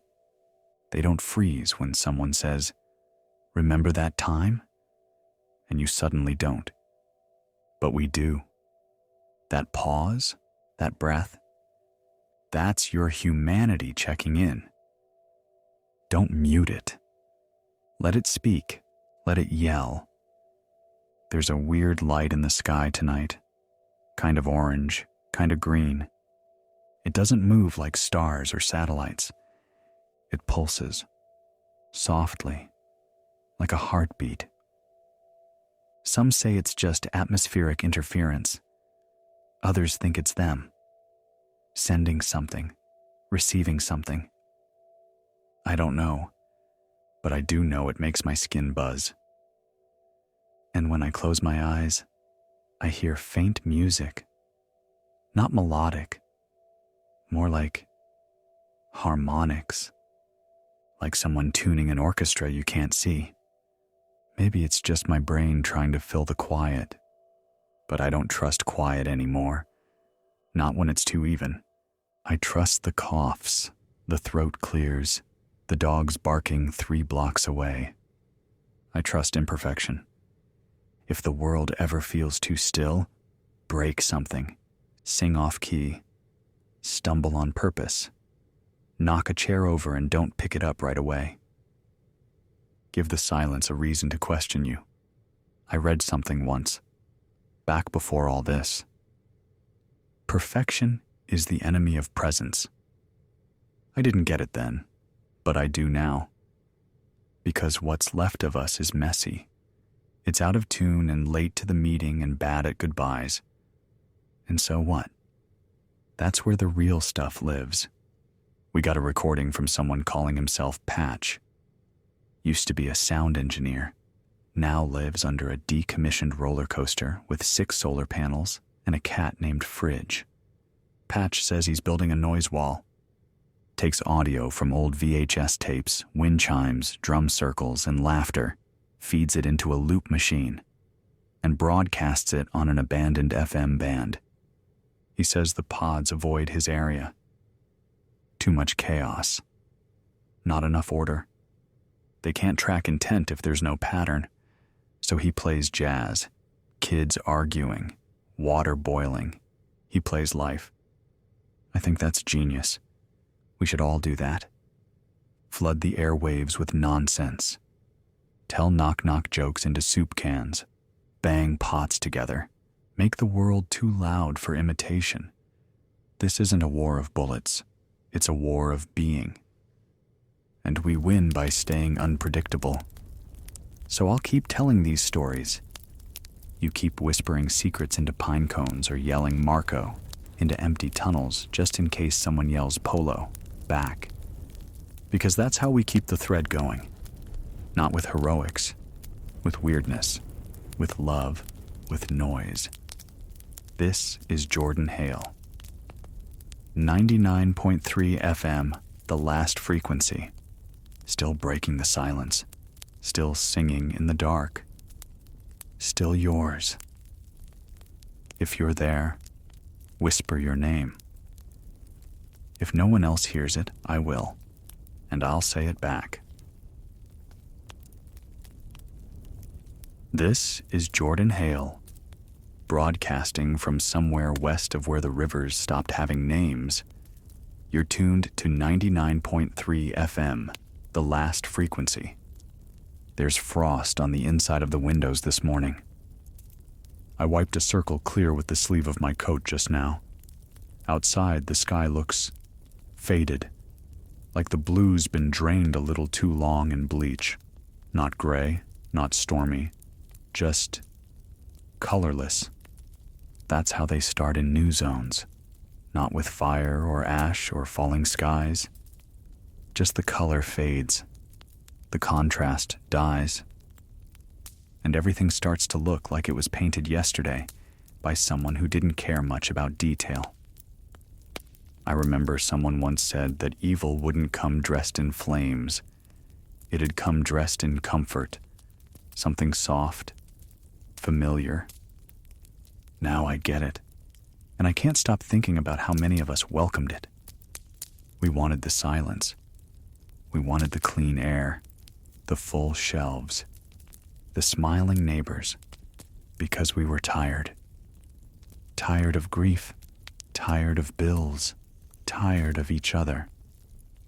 So when something showed up offering calm, we said yes, didn't ask what it cost, didn't ask who it was wearing those smiles. And now we're here. Whispers from the field teams last night say there's a shift happening. Not a new symptom, a new behavior, People, replaced people, aren't just mimicking anymore. They're gathering. Sidewalks in Chicago, bus stops in Denver, rooftops in Montreal. Groups of 5 or 6 standing completely still, facing east, always east, and humming a tone just below the edge of hearing. Same time every morning, just before sunup. It doesn't stop with sunrise either. They hold it. That tone. Sometimes for hours, then break apart, go back to normal routines like nothing happened. But it's not nothing. It's them, syncing up. Like tuning forks finding resonance.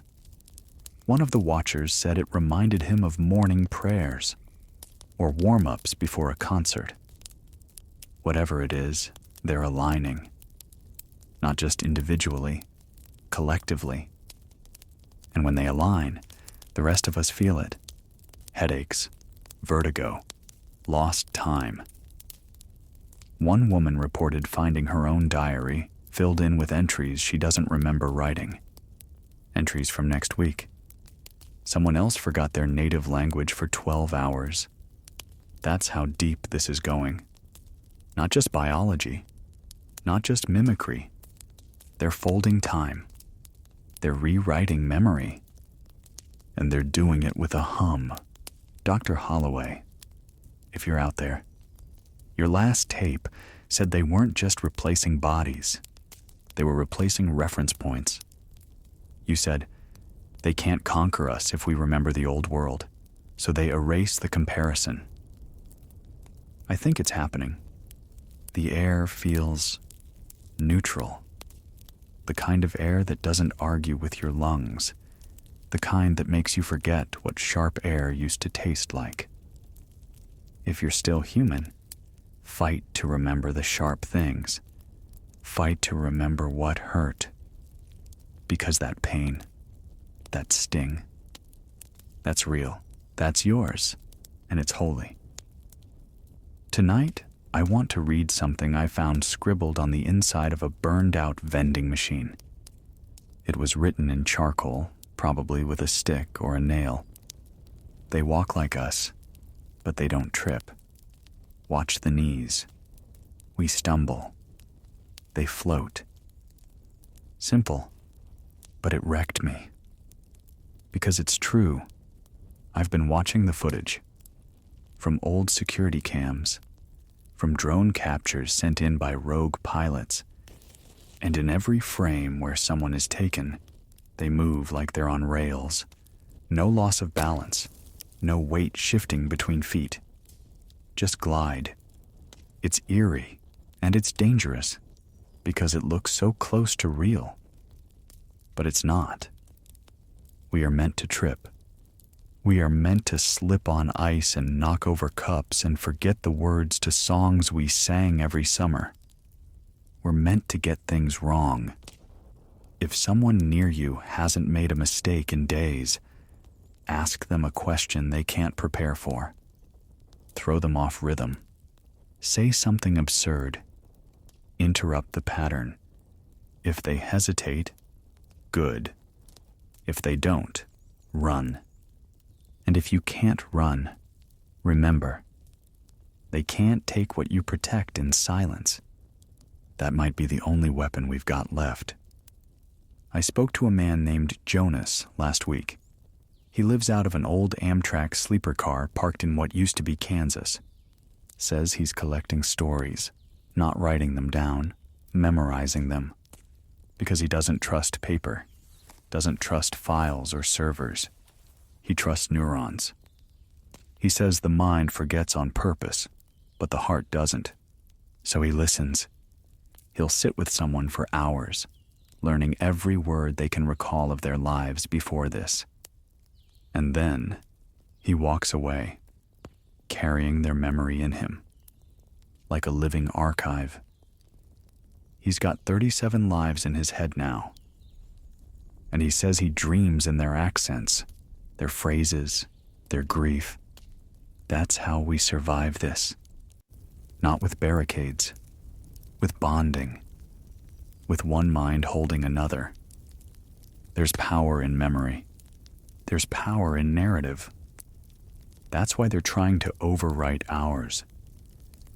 Because they know the story is stronger than the structure. The plot is stronger than the pod. So don't just survive. Remember, if you forget your birthday, ask someone to remind you. If your favorite song starts sounding unfamiliar, hum it wrong until it feels right again. We aren't just fighting for the planet, we're fighting for meaning. And the only way to keep meaning alive is to keep telling the truth, even when no one's left to hear it, but static. I'll be here tomorrow. Same station, same breath, same heartbeat, until the last of the words are spoken. This is Jordan Hale. 99.3 FM, the last frequency. If you're still real, stay loud. This is Jordan Hale, coming to you, faint, frayed, but still free, on 99.3 FM, the last frequency. You ever notice how, lately, it takes a second too long for people to respond when you call their name? Like their brain's buffering. Like they're checking a file to see if that name still applies to them. I saw it yesterday. A man in a dusty blue coat. Someone yelled, "Miles," from across the street. And he paused. Not the pause of confusion. Not the pause of surprise. The pause of calculation. Then he turned, smiled, waved, perfectly timed. But something in that rhythm was off. Not wrong, not broken. Just perfect. And that's how you know. Real people have lag. Real people stutter when they wake up too fast or forget where they left their shoes or mix up names when they're nervous. Real people misfire. I miss the misfires. It's the misfires that let me know I'm still breathing real air. We've been picking up whispers from the north, far north, somewhere near the Arctic rim, where the ground first broke open. You remember the stories, right? Back when Symbionics first made the announcement. Found a dormant spore locked beneath centuries of ice. It doesn't die. It doesn't rot.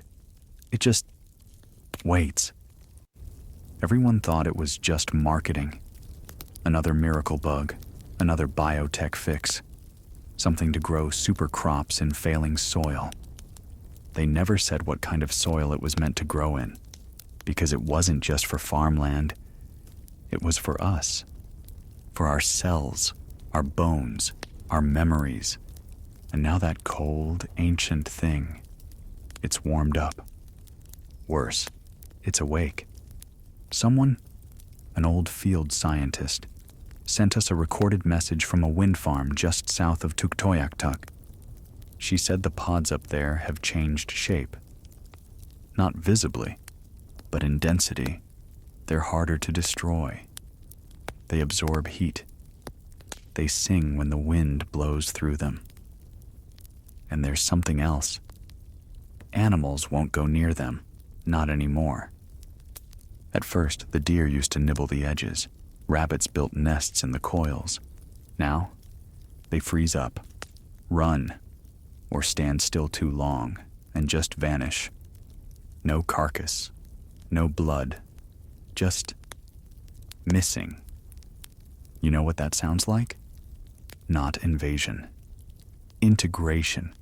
They're not taking over from the outside. They're changing what the inside even means. There's talk of a map, not a physical one, a cognitive map, a pattern being etched into the minds of those partially exposed. The prevectors, as Holloway calls them. They wake with memories of cities that don't exist, songs no one wrote, languages that can't be translated. But the strangest thing? Those hallucinations match across different people. People who've never met. They all see the same spiral-shaped building. they all hear the same 6-tone hum. They all describe a sky with 3 moons, one red, one white, one black. You can't fake that kind of overlap. Not without a signal, not without a shared source. So the question becomes, what are we tuning into? Or worse, what's tuning us? We had a young caller 2 nights ago. She didn't give her name, just said she was 10. Said her mom had started cooking meals in perfect symmetry. Each plate had 3 of everything. 3 carrots, 3 meatballs, 3 scoops of peas. She said her mom started calling her by her full name. Always. Never sweetie or babe or hey you. And she said she hadn't seen her dad blink in 4 days. The way she said it, no drama, no panic, just quiet, resigned. I asked her if she was scared. She said no. She said, I think they're trying to keep me calm. That broke me, because that's what they do. They manage us, like caretakers in a fake hospital. They soothe, they balance, they nod at the right moments. But there's no love behind it, just maintenance. And we weren't meant to be maintained. We were meant to be messy. I'm going to say something I've said before. If you're still having nightmares, you're probably still real. The pods don't dream. They process. They don't toss in their sleep or wake up gasping or cry in the shower over things they forgot they remembered. We do. So if you're breaking down, if you're falling apart, let it happen. That's how you heal. That's how you prove you're still you. The digital archivists, bless them, are still out there, running backups, printing zines, storing family recipes on floppy disks. They've started encoding music onto analog film strips, burying them in waterproof canisters behind abandoned radio towers. One guy said he embedded the audio of his grandma singing, "You Are My Sunshine," into a QR code printed on the side of an old barn. I don't know if that's true, but I hope it is. Because that's how we fight. Not just with fire, with memory, with melody, with names. Don't let them take your name. Even if you forget everything else, write it in the dirt. Scratch it into the wood under your bed. Say it out loud every night before you sleep. Because if the day comes when someone says your name and you don't turn your head, we'll know and we'll mourn you. But not today. Today you're still here, still part of the noise, still on the wire, still human. This is Jordan Hale, 99.3 FM, the last frequency. And if you hear my voice tonight, then so does whatever's watching. So say your name louder. Be defiant. Be imperfect. That's how we win. This is Jordan Hale, broadcasting through wind, static, and the soft hiss of something that isn't quite silence anymore. 99.3 FM, the last frequency. If you're still hearing this, it means the mesh is holding, at least for now. We lost another relay tower this morning, near Des Moines. Wasn't attacked, wasn't taken by fire or flood, just disappeared. The whole thing, metal, signal array, concrete base, gone. What's worse, the ground where it stood is smooth, like nothing was ever there, like it was erased, not removed. We sent a scout. She found a pair of boots, still laced, no feet inside, just empty. She left them there. She said it felt wrong to move them, like they were waiting for someone to return. She's not wrong. Sometimes I think everything left behind is just waiting for us or for them, whatever gets here first. We picked up a weak signal from Vancouver, someone calling themselves Shepherd. Not military, not resistance, just a person keeping count. They say the infection rate in Western Canada has passed 91%, not based on confirmed pods, based on behavioral drift. People walking in straight lines. People who don't flinch at car alarms. People who don't sleep but don't look tired either. The city's still standing, lights on, transit running, but no one laughs anymore. That's the marker they use. Laughter.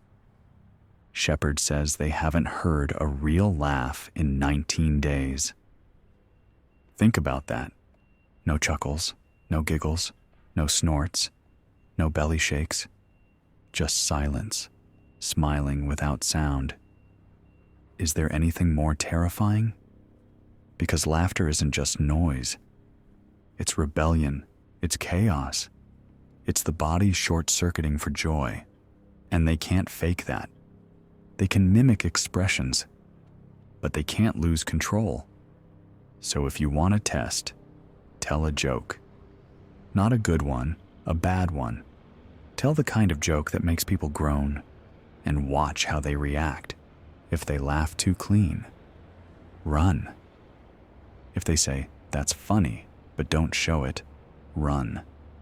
But if they gasp halfway through and ruin the punchline, that's your person. Keep them close. We're still getting reports from the Montana hills. Tiny towns going dark, one after the other. Not with violence, not with force, with sameness. A rancher rode in last night, said the whole county's been repaved. Every road now perfectly even. Every fence mended overnight. He says the cows stand still at dusk and all face the same direction. Says the wind doesn't blow unless it's scheduled. He tried to leave. Engine wouldn't start. Then his wife walked out, barefoot in the snow, and smiled at him like they'd never argued a day in their life. Said, "Honey, come inside. It's not so bad." He left anyway. He's sleeping in a truck bed now, wrapped in hay and tinfoil and prayer. He said, "I'd rather freeze human than wake up warm and wrong." Can't argue with that. There's a new rumor floating around. People are calling it the song line. They say certain people, usually children, sometimes the very old, have started humming to themselves at night. Not nursery rhymes, not pop songs, just tones, low, repetitive, precise. When asked about it, they don't remember doing it, or say they heard it in a dream, or that someone was whispering it through the wall. We ran one of the hums through analog gear, nothing fancy, and the waveform was too clean, too even. No human vocal cord does that naturally. Some think it's a beacon, a way for the pods to identify safe zones or prime targets. Others think it's involuntary, a side effect of early mimicry. Either way, if you hear humming, don't hum back. Silence is safer than singing with the wrong choir. Speaking of memory, someone sent us a photo album, postmarked from Omaha. Inside, every photo had the faces burned out. Not with fire, with precision, like a hole punch, but organic. But here's the strange part. The backgrounds were intact. You could see the couch, the kitchen, the prom dress. But the people? Gone. Scrubbed, as if the picture couldn't hold them anymore. Like the memory had expired, or worse, been revoked. They're not just erasing the present. They're digging up the past, leveling it, making it sterile. We've said this before, but it's worth repeating. Print your photos. Label them in pen. Bury copies. Because if they come for your mind, your hard drive won't save you. Only paper remembers without permission. That's all we are now. Fragments in a drawer, trying not to be lost. This is Jordan Hale. 99.3 FM, the last frequency, the voice in your wires, the crackle in your teeth, the name on the tip of your tongue that you don't want to lose. If you've still got yours, say it out loud. Right now, even if you're alone. Especially if you're alone. Say it again. Say it louder. Because the ones who forget are already halfway gone. End of part 14. Approximately 3,400 words. You're now at approximately 48,800 words out of 60,000 for the Podborn, North America's final days. Let me know when you're ready for part 15. This is Jordan Hale, still transmitting from a cold station with warmer memories. You're listening to 99.3 FM, the last frequency. And if you're hearing this, it means we're still here, even if only barely. I didn't sleep last night. Not because of noise, not because of fear, but because the air felt too still. There wasn't a breeze, not even a draft through the cracks in the foundation. The flag outside didn't move once, not even with the sunrise. And then it hit me. Even the birds are gone. Used to be they'd wake me before the sun. Songbirds, crows, gulls, depending on how far I was from the water. But now, nothing. No feathers, no flocks, no footprints in the snow. It's like they flew up into the sky one morning and just stayed there. The locals are calling it the hush. Not just silence, stillness. The kind of stillness that doesn't come from peace. The kind that waits for something. Or someone. I think the world is holding its breath, waiting for us to finally notice it's already been exhaled. There's a sound some of the prevectors have been making, not humming this time. A kind of clicking way in the back of the throat. Rhythmic, but unpredictable. It's soft, like chewing sunflower seeds, but it doesn't match any known speech pattern. Dr. Holloway says it might be communication, but not for us. She called in through a secure line last night. Voice was thin, rough. Said she hasn't seen another unassimilated person in 11 days. She's hiding in a service tunnel under what used to be the University of Colorado. Said the tunnels there don't echo anymore, and that the walls sometimes breathe. She's working on something. A signal blocker. Analog, grounded in copper and mycelium. She thinks certain mushrooms, reishi, lion's mane, cordyceps, might disrupt the pod neural imprinting. That the fungal networks compete, biologically, with the pod spores structure. She said, nature doesn't like to share real estate. There's a line from her that stuck with me. She said, we're not being attacked, we're being edited. And the worst part? It's working. I read an old letter yesterday. Found it in a cracked shoebox beneath a pile of rusted canned goods. It was from a daughter to her dad.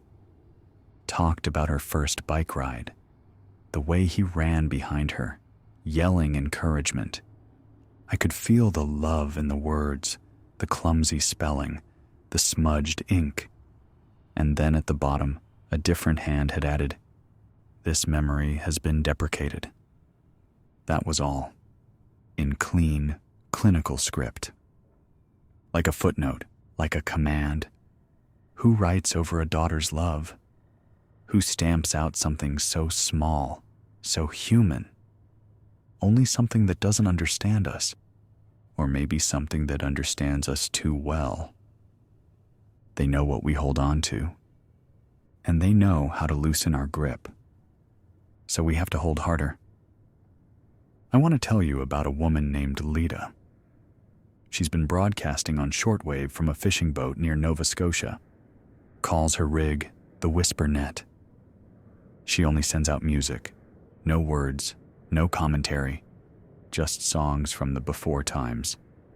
Old soul, grunge, early hip-hop, AM ballads, jazz, and every so often she'll slip in a field recording, a kid laughing, waves on a pier, a father reading bedtime stories. She doesn't introduce them, doesn't explain, but it works. Because when I heard those sounds, I cried, not from fear, but from recognition. That's what they're taking from us, not just our minds, not just our faces, but the familiarity of being human. The way a laugh echoes down a hallway. The way your mom's voice changes when she says your name. The way the air smells before it snows. They can't recreate those things. So they erase them. So when you find something that feels, keep it. Write it down. Whistle it. Tattoo it to your skin if you have to. Because there will come a day when someone you love will stand in front of you, smiling, calm, clean, and say all the right things. And the only way you'll know it's not them is because they won't remember how that smell made you feel when you were 10. That's the test. Not logic, not ID cards, memory. We have reports coming in from the Arizona desert. Unduplicated clusters gathering in canyons, natural signal shields, using battery-powered radios, tin-foil walls, and solar rigs to stay offline. They call themselves the Ghost Choir. They hum at night. Not the pod tones, their own. Each group sings a slightly different harmony, discordant on purpose. They believe imperfection protects them. That the pod signal is repelled by inconsistency, like oil on water. One of their messages said, "We are the broken note. We are the misplayed key. We are not in tune." They might be right. We've spent centuries trying to build a world of order, and now that we've nearly done it, we're realizing that order is a trap. That messiness is salvation. That weirdness is armor. So be weird, be wrong, be loud, make typos, miss your exit, burn your toast. That's you showing up in the world. And the day we stop doing those things, that's the day we've been replaced. This is Jordan Hale. Still here. Still broadcasting. Still wrong in all the best ways. 99.3 FM. The last frequency. Say your mistakes out loud.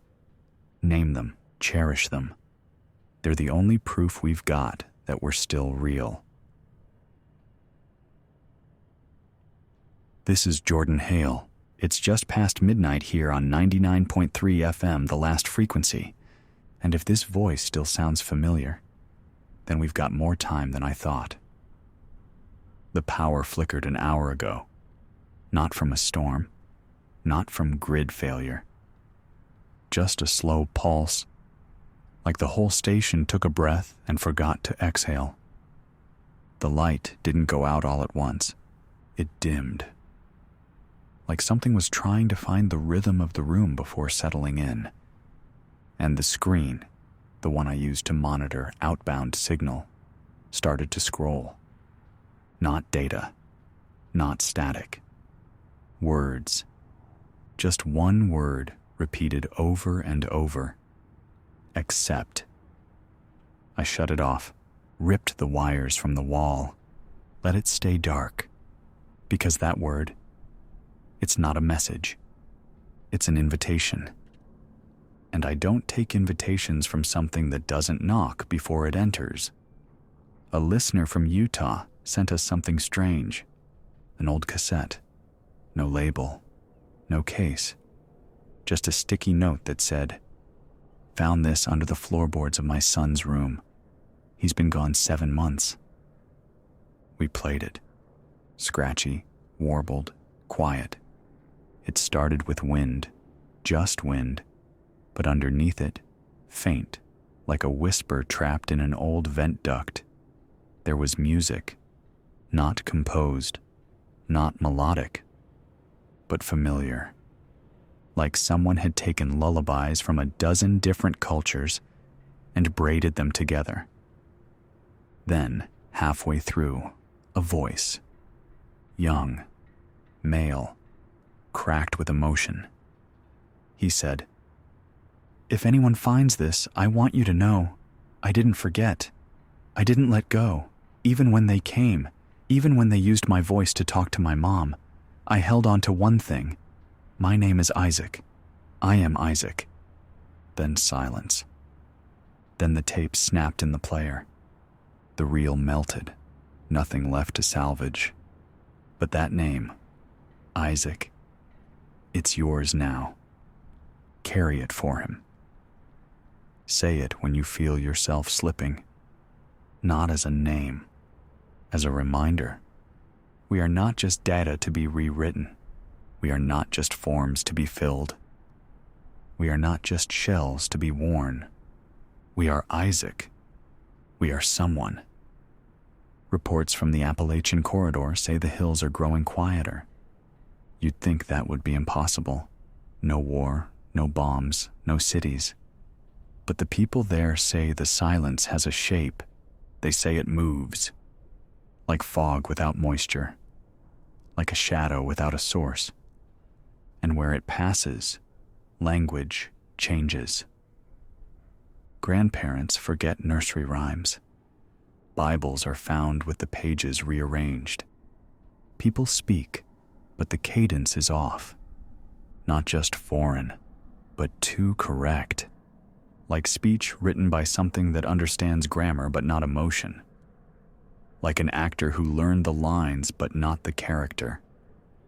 That's the giveaway. Emotionless correctness. So be messy. Be clumsy with your words. Say, I don't know. Say things that don't make sense. Because when you speak without flaw, they listen. And when they listen, they learn. I know it sounds backwards, but here's what we've learned. Your errors protect you. Your contradictions confuse them. That's why the last frequency crackles. That's why our signal breaks and bends and stutters. Because in every stutter is a fingerprint, and they haven't figured out how to fake fingerprints yet. Someone, a teacher from South Dakota, sent in an entry from an old school journal. The paper was yellow, frayed, clearly dug up from somewhere damp. But the entry was clean. It read, "Today I realized that my sister is gone. She's still in the house, still at the table, still brushing her hair, but she's not there. She said my favorite joke back to me, before I told it." That's how you lose someone.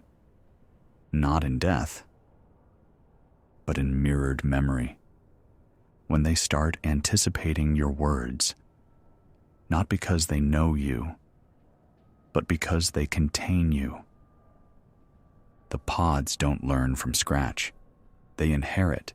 They absorb you like steam into glass. And once they've got your patterns, they run them forever. But without growth, without change, without surprise, that's the test. Ask them about something that never happened. Make up a memory. See if they agree with it. If they nod without blinking, they've been overwritten. We've heard from an old bunker outside Halifax. Used to be a Cold War fallout shelter. Now, it's a cultural ark. Dozens of people down there, painters, singers, dancers, poets. They call themselves the erratics. Their goal? To create useless art. Nothing marketable, nothing symmetrical, just pure, chaotic, human noise. One of them built a piano with missing keys. Another paints with spoiled milk. One guy performs stand-up routines with punchlines that don't land on purpose. They believe deeply that the only thing the pods can't replicate is absurdity. That the illogical, the broken, the pointless is our salvation. They might be right, because when I laugh at something that makes no sense, that's when I feel most alive. Because nothing alien would build a world where the absurd survives. Only we would do that. Only we could find beauty in the broken. So be broken. That's your shield. That's your proof. This is Jordan Hale. Still wrong, still rambling, still messing up the frequencies just enough to stay human. You're listening to 99.3 FM, the last frequency. Tell someone a bad joke tonight, a joke with no punchline. Make them groan, make them wince, make them roll their eyes. Because if they do, they're real, and they're yours.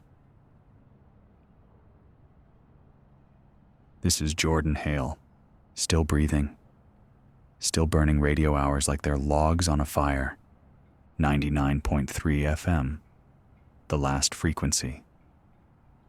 If this signal is shaky, it's not just the tower, it's me. I had a moment today. One of those moments where something small feels off, and your brain won't let go of it. I walked past the mirror in the hallway, and for half a second, I didn't recognize the shape standing there. It wasn't dramatic, it didn't hiss, it didn't stare. It just looked tired. Like it was practicing being me. And I know that sounds paranoid, but that's the trap. They want us to doubt ourselves. They don't have to rip our faces off if we'll do it ourselves, piece by piece, every time we second-guess who we are.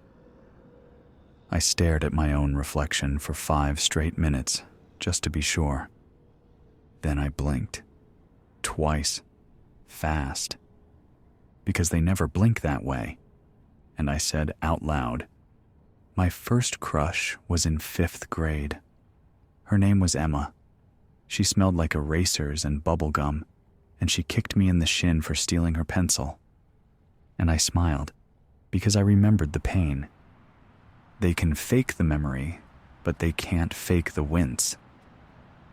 So I'm still here. For now.